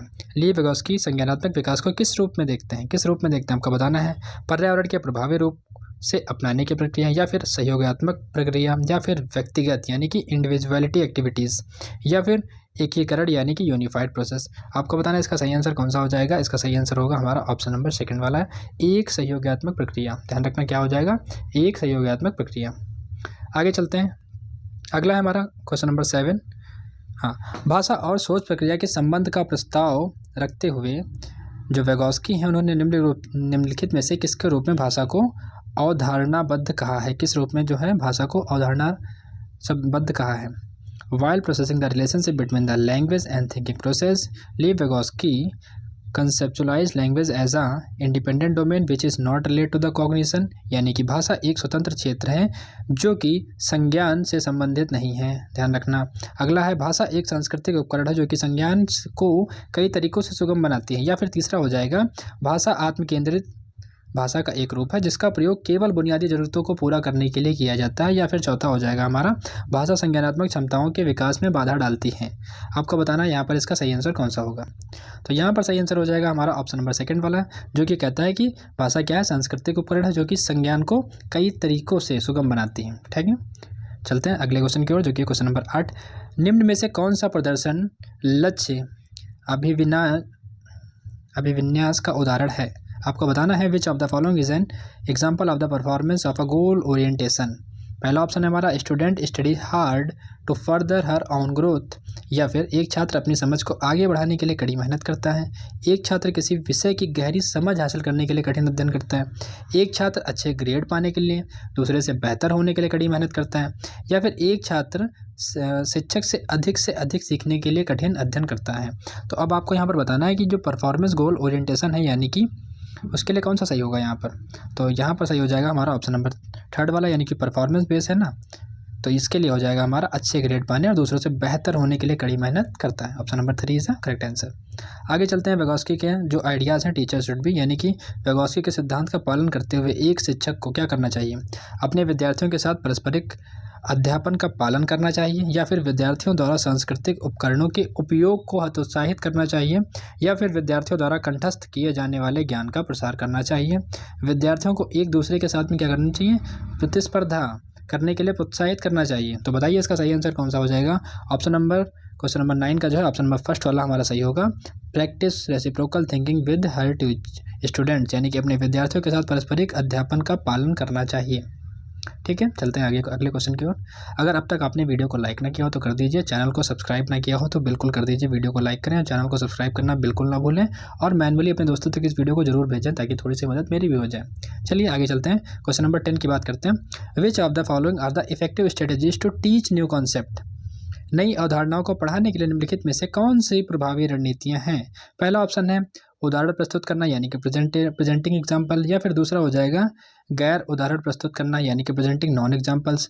तीसरा हो जाएगा promote thinking about the relationship among the concept, यानी कि अवधारणाओं के बीच संबंधों के बारे में सोच को बढ़ावा देना। या फिर चौथा हो जाएगा एक परिभाषा देना और छात्रों को उसे याद करने के लिए प्रोत्साहित करना। अब आपको बताना है इसमें से इसका सही आंसर कौन सा हो जाएगा। देखिए, इसका सही आंसर हो जाएगा हमारा ऑप्शन नंबर 4। पहली, दूसरी और तीसरी दोनों ही बातें सही हैं, लेकिन चौथी वाली बात जो है एक परिभाषा देना और छात्रों को इसे याद करने के लिए प्रोत्साहित करना, ये वाला स्टेटमेंट गलत हो जाएगा। तो इसलिए हमारा जो है चौथा वाला करेक्ट हो जाएगा, यानी कि पहला, दूसरा और तीसरा वाला सही। ठीक है, चलिए अगले क्वेश्चन की ओर चलते हैं। अगला हमारा question number 11। In which of the following method teacher and student interchange their role, मतलब कि निम्नलिखित में से किस विधि में शिक्षक और विद्यार्थी अपनी भूमिकाओं का विनिमय करते हैं। पहला है रेसिप्रोकल टीचिंग में, या फिर कंडीशनल टीचिंग में, यानी कि पारस्परिक अध्यापन में, अनुकूलित अधिगम में, ग्रहण शील अधिगम में या फिर वर्णात्मक अध्यापन में, एक्सपोर्टरी। तो आपको बताना है इसमें से कौन सा सही आंसर हो जाएगा। तो 11 में क्या हो जाएगा हमारा पहला वाला, यानी कि रेसिप्रोकल टीचिंग। यहाँ पर क्या हो रहा है, इंटरचेंज हो रहा है किसमें, टीचर और स्टूडेंट में। ठीक है, तो ध्यान रखना कौन सा हो जाएगा, रेसिप्रोकल टीचिंग। चलिए देखते हैं अगला क्वेश्चन, क्वेश्चन नंबर 12। यहाँ पर बात की गई, Fiza analyse that she has a more problem in learning the topic X than in the learning topic Z because she is interested in the topic Z and is paying focused attention to which of the following construct describe the Fiza ability to analyze her thinking। यहाँ पर बात की गई है कि जो फिजा है उसने विश्लेषण किया कि उसे Z सीखने की तुलना में X सीखने में अधिक समय लगता है क्योंकि वह विषय Z में रुचि रखती है और उस पर ध्यान केंद्रित करती है। निम्नलिखित में से कौन सी संरचना फिजा की सोच का विश्लेषण करने की क्षमता का वर्णन करती है। कॉग्निटिव कॉन्फ्लिक्ट यानी कि संज्ञानात्मक संघर्ष, या फिर अधिसंज्ञान यानी कि मेटा कॉग्निशन, या फिर स्मृति यानी कि मेमोरी, या फिर कॉग्निशन। आपको बताना है इसमें से सही आंसर कौन सा हो जाएगा। तो करेक्ट आंसर हो जाएगा हमारा ऑप्शन नंबर 2 यानी कि मेटा कॉग्निशन यानी कि अधिसंज्ञान। ठीक है, ध्यान रखना इसको। चलते हैं अगले क्वेश्चन की ओर, जो कि हमारा 13 नंबर। यहाँ पर बात की गई है जो हार्वर्ड गार्डनर हैं, जिनकी theory of multiple process state यानी कि गार्डनर के बहुविधीय सिद्धांत का प्रस्ताव है। पहला है, बुद्धिमत्ता अकादमिक सफलता का सफलतापूर्ण अनुमान लगा सकती है, यानी कि intelligence can successfully predict the academic success, या फिर इंटेलिजेंस चेंज ओवर टाइम, या फिर intelligence is a primary inherited यानी कि बुद्धि मुख्य रूप से अनुवांशिक विरासत में मिलती है, या फिर intelligence can be measured accurately and predicted precisely. बुद्धि की सटीक रूप से मापा जा सकता है और सटीक रूप से विधेय किया जा सकता है। आपको बताना है यहाँ पर सही आंसर कौन सा होगा 13 वाले का। जिस तरीके से यहाँ पर जो है गार्डनर की थ्योरी का मल्टीपल इंटेलिजेंस आपने काफ़ी इंपॉर्टेंट है, ये हर एग्जाम में पूछा जाता है। गार्डनर की जो है theory of multiple intelligence exam में क्वेश्चन आता ही आता है, तो उसको आप बिल्कुल ध्यान रखिएगा।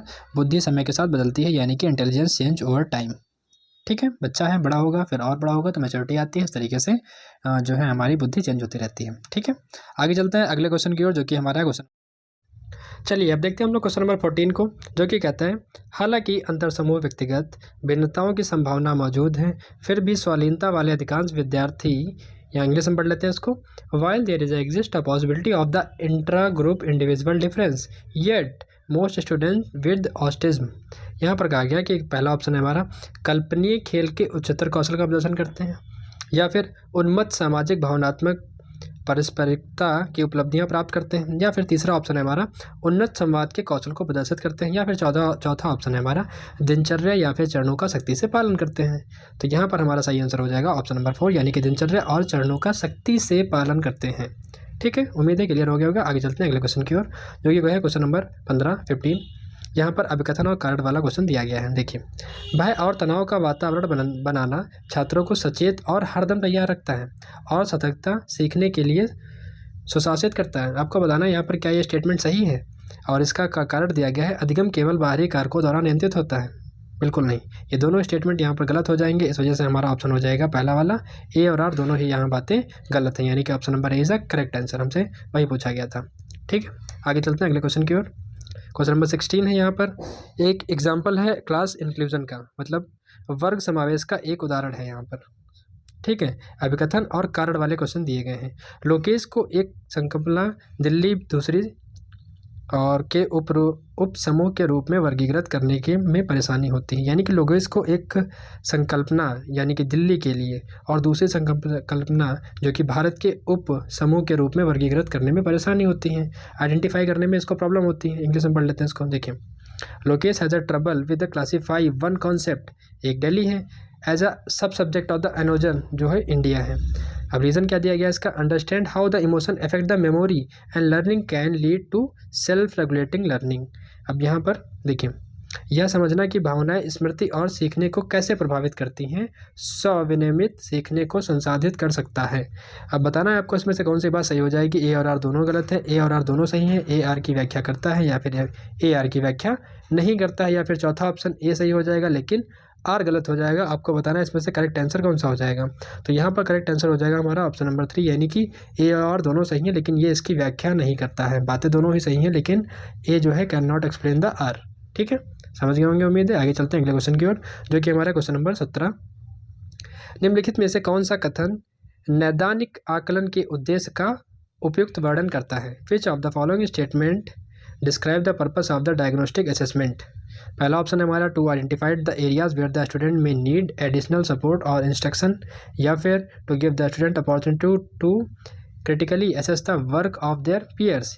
उन क्षेत्रों की पहचान करना जहां विद्यार्थियों को अतिरिक्त सहायता या निर्देश की आवश्यकता हो सकती है, या फिर अगला ऑप्शन है हमारा विद्यार्थियों को अपने सहकर्मियों के काम का समालोचनात्मक आकलन करने का अवसर प्रदान करना, या तीसरा ऑप्शन हो जाता है हमारा विद्यार्थियों की अभिव्यक्ति स्वरूप की पहचान करना, उनकी आवश्यकताओं के अनुसार एक व्यावसायिक निर्देशन कार्यक्रम तैयार करना, या फिर चौथा हमारा हो जाएगा शिक्षकों को उनके शिक्षण विधियों के बारे में प्रतिपुष्टि प्रदान करना। तो इसका बताइए सही आंसर कौन सा हो जाएगा। इसका सही आंसर हो जाएगा हमारा पहला वाला, आइडेंटिफाई करना एरियाज़ को where the student may need additional support, कहाँ पर उनको आवश्यकता की सहायता की ज़रूरत है, कहाँ पर नहीं। ठीक है, तो ये हो जाएगा हमारा diagnostic assessment.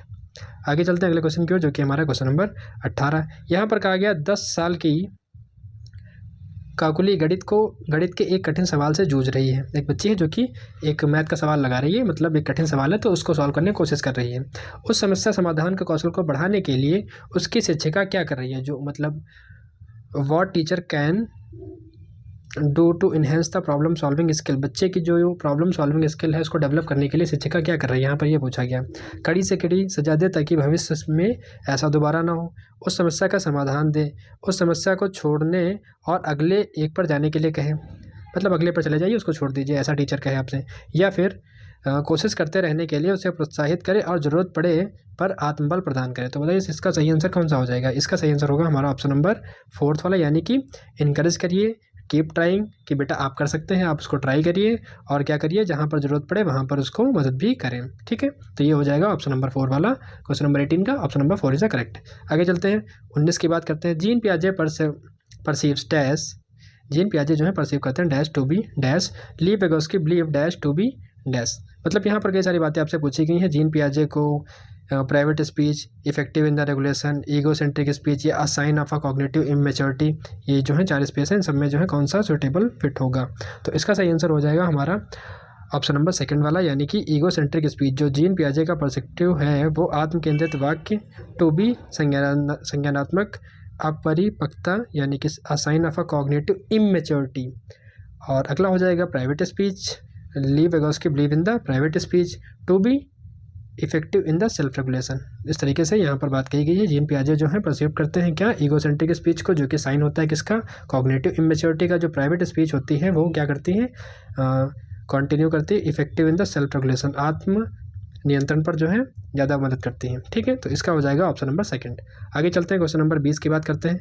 Universal desire for learning not involve, अधिगम के सार्वभौमिक विकल्प में क्या शामिल नहीं है। पहला ऑप्शन है हमारे शिक्षार्थियों के नामीकरण और वर्गीकरण के भिन्न रूपों को लागू करना, या फिर सभी शिक्षार्थियों को सूचना और ज्ञान प्राप्त करने के लिए विभिन्न तरीके देना, शिक्षार्थियों जो जानते हैं उसे प्रदर्शित करने के लिए सभी शिक्षार्थियों को विकल्प प्रदान करना, सभी शिक्षार्थियों के हित में कार्य करना और तदनुसार चुनौतियों की पेशकश करना।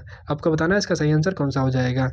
Universal design for learning not involve, यहाँ पर बात की गई क्या शामिल नहीं है, ध्यान रखना इसको। तो ये तीनों बातें शामिल हो जाएंगी, पहला वाला शामिल नहीं है, नामीकरण और वर्गीकरण के रूप में लागू करना। ठीक है, चलते हैं अगले क्वेश्चन की ओर, जो कि हमारा 21 नंबर। यहाँ पर कहा गया which of the following statement about the Kohlberg theory is correct. Kohlberg की थ्योरी के लिए कौन सा स्टेटमेंट सही है, लॉरेंस कोहेलबर्ग के लिए। यह नैतिक तर्क पर सांस्कृतिक और जेंडर के भाव को ध्यान में रखता है। It take an account in effect of a culture and gender on the moral reasoning. अगला है हमारा it does not specify exact state of a progression for the moral development in the child. It is based on the study of a done through the experimental method. यानी कि यह प्रयोगात्मक विधियों द्वारा किया गए अध्ययन पर आधारित है। या फिर हमारा चौथा हो जाएगा बच्चों को दुविधा स्थितियाँ प्रयुक्त करता है, ये प्रदान करता है। बात एक ही, तो यहाँ पर क्या हो जाएगा, इसका सही आंसर कौन सा हो जाएगा। It present the conflict situation to the children, यानी कि ऑप्शन नंबर 4, यानी 21 का हमारा 4 वाला करेक्ट आंसर हो जाएगा। ठीक है, ध्यान रखना इसको। आगे देखते हैं अगला क्वेश्चन नंबर 22 वाला। यहाँ पर असर्शन और रीज़न वाले क्वेश्चन है, अभिकथन और कारण वाले। प्रत्येक बच्चे को खेलने, प्रयोग करने, अपनी दुनिया की खोज करने के अवसर मिलते हैं क्योंकि बच्चे एक सार्वभौमिक निर्माण हैं। क्या ये बात सही है, बताना है आपको। इसका सही आंसर कौन सा हो जाएगा। पहली वाली बात तो सही है, प्रत्येक बच्चे को खेलने, प्रयोग करने और अपनी दुनिया खोज करने के अवसर मिलते हैं। लेकिन दूसरी वाली बात, क्योंकि ये जो स्टेटमेंट है ये नहीं सही है, तो ए सही है लेकिन आर गलत है, यानी कि option number 4 is a correct answer. चलते हैं अगले क्वेश्चन की ओर, जो कि हमारा क्वेश्चन नंबर 23। यहाँ पर कहा गया निम्नलिखित में से कौन सा एक प्रश्न का उदाहरण है जो विवेचनात्मक सोच को बढ़ावा देता है। Which of the following is an example of a question that promote the analytical thinking. Critical सोच को, विवेचनात्मक थिंकिंग को, एनालिटिकल थिंकिंग को बढ़ावा देता है। देखिए पहला क्वेश्चन है हमारा, who was the leader of the Germany during the world war second. मतलब द्वितीय विश्व युद्ध के दौरान जर्मनी का नेता कौन था। या फिर दूसरे विश्व युद्ध किस वर्ष समाप्त हुआ था। या फिर दूसरा विश्व युद्ध में कौन से देश प्रत्यक्ष रूप से शामिल थे। या द्वितीय विश्व युद्ध के फैलने में किन कारणों का योगदान रहा है। आपको बताना है इसमें से कौन कारण, मतलब कौन से रीज़न थे उसके जिसकी वजह से ये हुआ था। तो उसका क्रिटिकल थिंकिंग जैसे डेवलप हो, एनालिटिकल थिंकिंग बच्चे की डेवलप हो, ऐसा कौन सा है। तो यहाँ पर हो जाएगा ऑप्शन नंबर 4। बाकी सारे जो है लर्निंग पर बेस है, यानी कि रटने पर बल देते हैं, लेकिन जो 4 है वो क्रिटिकल थिंकिंग, एनालिटिकल थिंकिंग को प्रमोट करता है। तो option number 4 is the correct answer. आगे चलते हैं अगले क्वेश्चन की ओर, जो कि हमारा है 24वां। उन बच्चों को जिन्हें दृष्टि बाधित है, यानी कि while engaging the student who are visually challenge, जिनको देखने में समस्या है, टीचर शुड यूज डैश। तो बताना है आपको उन बच्चों की जिन्हें दृष्टि बाधित है, उन्हें शामिल करते समय शिक्षक को डैश का उपयोग करना चाहिए। कौन कौन चीज़ों का उपयोग करना चाहिए। Frequency modulated transmission device or the auditory system, या फिर Braille a tactile system, Braille and auditory system, या फिर frequency modular transmission system device or the tactile system. एक ब्रेल है, एक स्पर्शीय प्रणाली है, ब्रेल श्रवण प्रणाली है, आवृत्ति संग्रह संरक्षण उपकरण है, श्रवण तंत्र है। देखिए सुनने वाला तो यहाँ पर काम नहीं करेगा, क्योंकि क्या है, दृष्टि बाधित है भाई, देखने में प्रॉब्लम हो रही है उनको। तो सिंपल सी बात है, इसका सही आंसर कौन सा हो जाएगा, ऑप्शन नंबर 2 टैकल सिस्टम। ठीक है, ब्रेल टैकल सिस्टम। आगे चलते हैं, टैक्टाइल सिस्टम है, सॉरी। अगला है हमारा 25 नंबर वाला। चलिए देखते हैं क्वेश्चन नंबर 25 को। इसमें क्या है ना, बोलने में कुछ प्रॉब्लम हो सकती है, कभी कहीं पर हिंदी का जो प्रोनाउंसिएशन है उसमें गलतियाँ हो सकती हैं, क्योंकि ये जो गूगल ट्रांसलेट होता है ना, तो इसकी हिंदी काफ़ी टफ हो जाती है। एज़ नॉर्मल हिंदी वाली अलग बात होती है, लेकिन ये जो है गूगल ट्रांसलेट, तो इसमें थोड़ा सा डिफिकल्ट वर्ड आ जाते हैं। तो चलिए हम देखते हैं। You are a teacher who want to encourage the student your student to think critically and creativity. मतलब आप एक टीचर हैं और अपने बच्चे को इनकरेज करना चाहते हैं कि वो क्रिटिकल थिंकिंग करे, क्रिएटिविटी उसके अंदर डेवलप हो। तो which of the following strategies must like to forecast type of thinking. तो आप क्या करेंगे, निम्नलिखित में से कौन सी रणनीति इन पर चिंतन को बढ़ावा देने के लिए सबसे अधिक संभावना है। तो देखिए पहला ऑप्शन है हमारा, विषय पर व्याख्यान देना, छात्रों को प्रस्तुत नोट प्रदान करना। क्या यह होगा, बिल्कुल नहीं। अगला है हमारा, एक परियोजना सौंपना जिसमें छात्रों को किसी विषय पर जानकारी को याद रखना और प्रस्तुत करना हो। छात्रों को उनके अपने समाधान खोजने के लिए खुले सिर वाले प्रश्न प्रदान करना। छात्रों को उनके ज्ञान का आकलन करने के लिए बहुविकल्पी प्रश्न देना, ऑब्जेक्टिव परीक्षण लेना मतलब उनका। तो बताइए इसमें से सही आंसर कौन सा हो जाएगा। इसमें सही आंसर हो जाएगा ऑप्शन नंबर 3 वाला, प्रोवाइड करना स्टूडेंट को open ended questions to come up with their own solution. जब वो उनको ऐसे क्वेश्चन दी जिससे वो खुद सॉल्व करके लाएं, खुद ही उनको सॉल्व करें, तो उससे क्या होगा, उनकी क्रिटिकल थिंकिंग और क्रिएटिविटी डेवलप होगी, आलोचनात्मक और रचनात्मक रूप से सोचने की प्रोत्साहन मिलेगा उनको। ठीक है, तो ये हो गया हमारा ऑप्शन नंबर 3 वाला। आगे चलते हैं अगले क्वेश्चन की ओर, जो कि हमारा है क्वेश्चन नंबर 26। यहाँ पर बात की गई निम्नलिखित में से कौन सा विद्यार्थी, मतलब निम्नलिखित में से कौन विद्यार्थियों में सीखने के लिए आकलन का एक उदाहरण है। Which of the following is an example of the assessment for the student learning. यानी कि बच्चों के सीखने के लिए, असेसमेंट के लिए कौन सा इसमें से एग्जाम्पल है। एक परियोजना की शुरुआत छात्रों को दिया गया रूब्रिक है, यह रेखांकित करते हुए कि उन्हें एक निश्चित ग्रेड प्राप्त करने के लिए क्या करना चाहिए। अगला ऑप्शन है हमारा, एक अंतरिम परीक्षा जिसमें पूरे सत्र में सीखी गई सभी सामग्रियां शामिल होती हैं। या फिर तीसरा वाला, पूर्व ज्ञान की जांच के लिए कक्षा की शुरुआत में एक प्रश्नोत्तरी और विचार मंथन। या फिर देश भर के छात्रों की तुलना करने के लिए एक मानकीकृत परीक्षण। आपको बताना है इसमें से सही आंसर कौन सा हो जाएगा।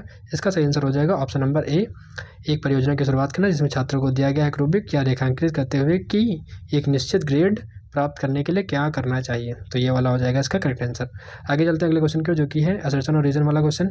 देखिए यहाँ पर, लड़कों की तुलना में लड़कियों में सामाजिक और सांस्कृतिक कार्यों से अधिक प्रभावित होने की जन्मजात प्रवृत्ति होती है। क्योंकि जब भी रीज़न वाले क्वेश्चन होते हैं तो उनको बिकॉज लगा करके, क्योंकि लगा करके ही सॉल्व किया जाता है, ध्यान रखना इनको। देखते हैं कारण क्या है इसका। लड़कियां आनुवांशिक रूप से लड़कों की तुलना में अधिक संवेदनशील, भावनात्मक रूप से कमज़ोर होती हैं, जिसके कारण उनकी सामाजिक अपेक्षाओं के अनुरूप होने की संभावना अधिक हो जाती है। आपको बताना है इसमें से क्वेश्चन नंबर 27 का कौन सा सही आंसर होगा। देखिए यहाँ पर जो असर्शन है यानी कि अभिकथन है वो भी गलत है और कारण है वो भी गलत है। यानी कि लड़कों की तुलना में लड़कियाँ सामाजिक और सांस्कृतिक कार्यों से अधिक प्रभावी होने का जन्मजात प्रवृत्त होता है, बिल्कुल नहीं। और लड़कियाँ आनुवंशिक रूप से लड़कों की तुलना में अधिक संवेदनशील या भावनात्मक रूप से कमजोर होती हैं, ऐसा भी बिल्कुल नहीं। यानी कि दोनों ही बातें गलत हैं, यानी option number first is a correct answer. आगे चलते हैं अगले क्वेश्चन की ओर, जो कि हमारा क्वेश्चन नंबर 28। यहाँ पर बात की गई अभिकथन वाले क्वेश्चन है। 12 साल की अमाना हर बार डर जाती है जब शिक्षिका उसे ब्लैक बोर्ड पर गणित की समस्या का जवाब देने या हल करने के लिए कहती हैं, क्योंकि उसे डर है कि शिक्षिका उसे डांटेंगी या और वह शर्मिंदा होगी। क्योंकि जब छात्र असुरक्षित और चिंतित महसूस करते हैं तो उनकी शिक्षा का प्रतिकूल प्रभाव पड़ता है। आपको बताना है क्या इसमें से तो ये दोनों बातें सही हैं या फिर नहीं। बिल्कुल सही है, दोनों ही बातें सही हैं। जब बच्चे को डर होता है तो वो अच्छा परफॉर्म नहीं कर पाता है। तो ए एंड आर आता दोनों सही, और ए जो है उसकी व्याख्या भी करता है किसकी, आर की, रीज़न की। ठीक है, तो ये option number B is correct, यानी कि सेकंड वाला सही है। आगे चलते हैं अगले क्वेश्चन की ओर, जो कि हमारा क्वेश्चन नंबर 29। देखते हैं यहाँ पर क्या दिया गया। एक शिक्षिका छात्रों को उनके पूर्व ज्ञान को एक नई संकल्पना से जोड़ने के अवसर प्रदान करके अपनी कक्षा में सार्थक सीखने व विवेचनात्मक सोच को सक्षम बनाना चाहती है। निम्नलिखित में से कौन सी शिक्षण रणनीति सबसे प्रभावी होगी। पहला ऑप्शन है छात्रों को नई सामग्री से संबंधित कार्य को पूरा करने के तरीके के बारे में 4 चरण मार्गदर्शित प्रदान करना, यानी कि हर स्टेप पर उनको थोड़ी थोड़ी हेल्प कर देना।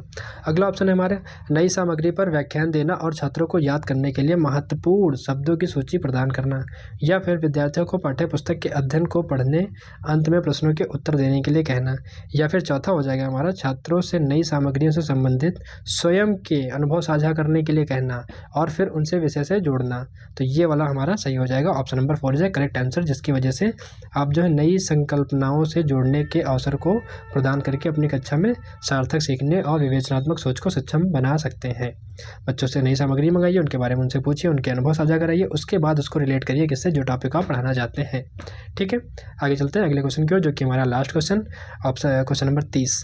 एक समावेशी कक्षा में हमेशा जो है पूछा जाने वाला सवाल, इंक्लूसिव एजुकेशन जरूर ही पूछा जाता है ऐसा सवाल, तो इसको आराम से समझ लेते हैं। देखिए यहाँ पर पूछा गया है, पहला ऑप्शन है जो एक समावेशी कक्षा में क्या होता है, प्रतिस्पर्धा की भावना को बढ़ावा देकर बच्चों को बेहतर करने के लिए प्रोत्साहित करने की कोशिश करता है।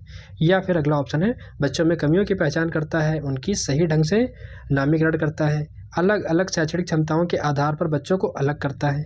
या फिर चौथा ऑप्शन हो जाएगा हमारा बच्चों की विभिन्न आवश्यकताओं के अनुरूप पाठ्यचर्चा शैक्षणिक राजनीतियों को संशोधित करता है। आपको बताना है कि इसका सही आंसर कौन सा हो जाएगा। Modify the curriculum and pedagogy strategy varied needs of a children, मतलब बच्चे की जैसी आवश्यकता है उसके हिसाब से आप उसका करिकुलम और उसकी पेडागॉजी को बदलना पड़ता है। ये किसमें होता है, इंक्लूसिव एजुकेशन, सभी के लिए शिक्षा, यानी inclusive education, education to all. ठीक है, तो इसका सही आंसर हो जाएगा हमारा ऑप्शन नंबर 4 वाला। तो इसी के साथ हमने CDP को यहाँ पर कवर कर लिया। अगर आपको वीडियो पसंद आई हो तो लाइक करिएगा और चैनल को सब्सक्राइब करना ना भूलिएगा। अदर इंपॉर्टेंट वीडियो भी चैनल पे पड़ी हुई है, उनको देखना ना भूलें। Thank you.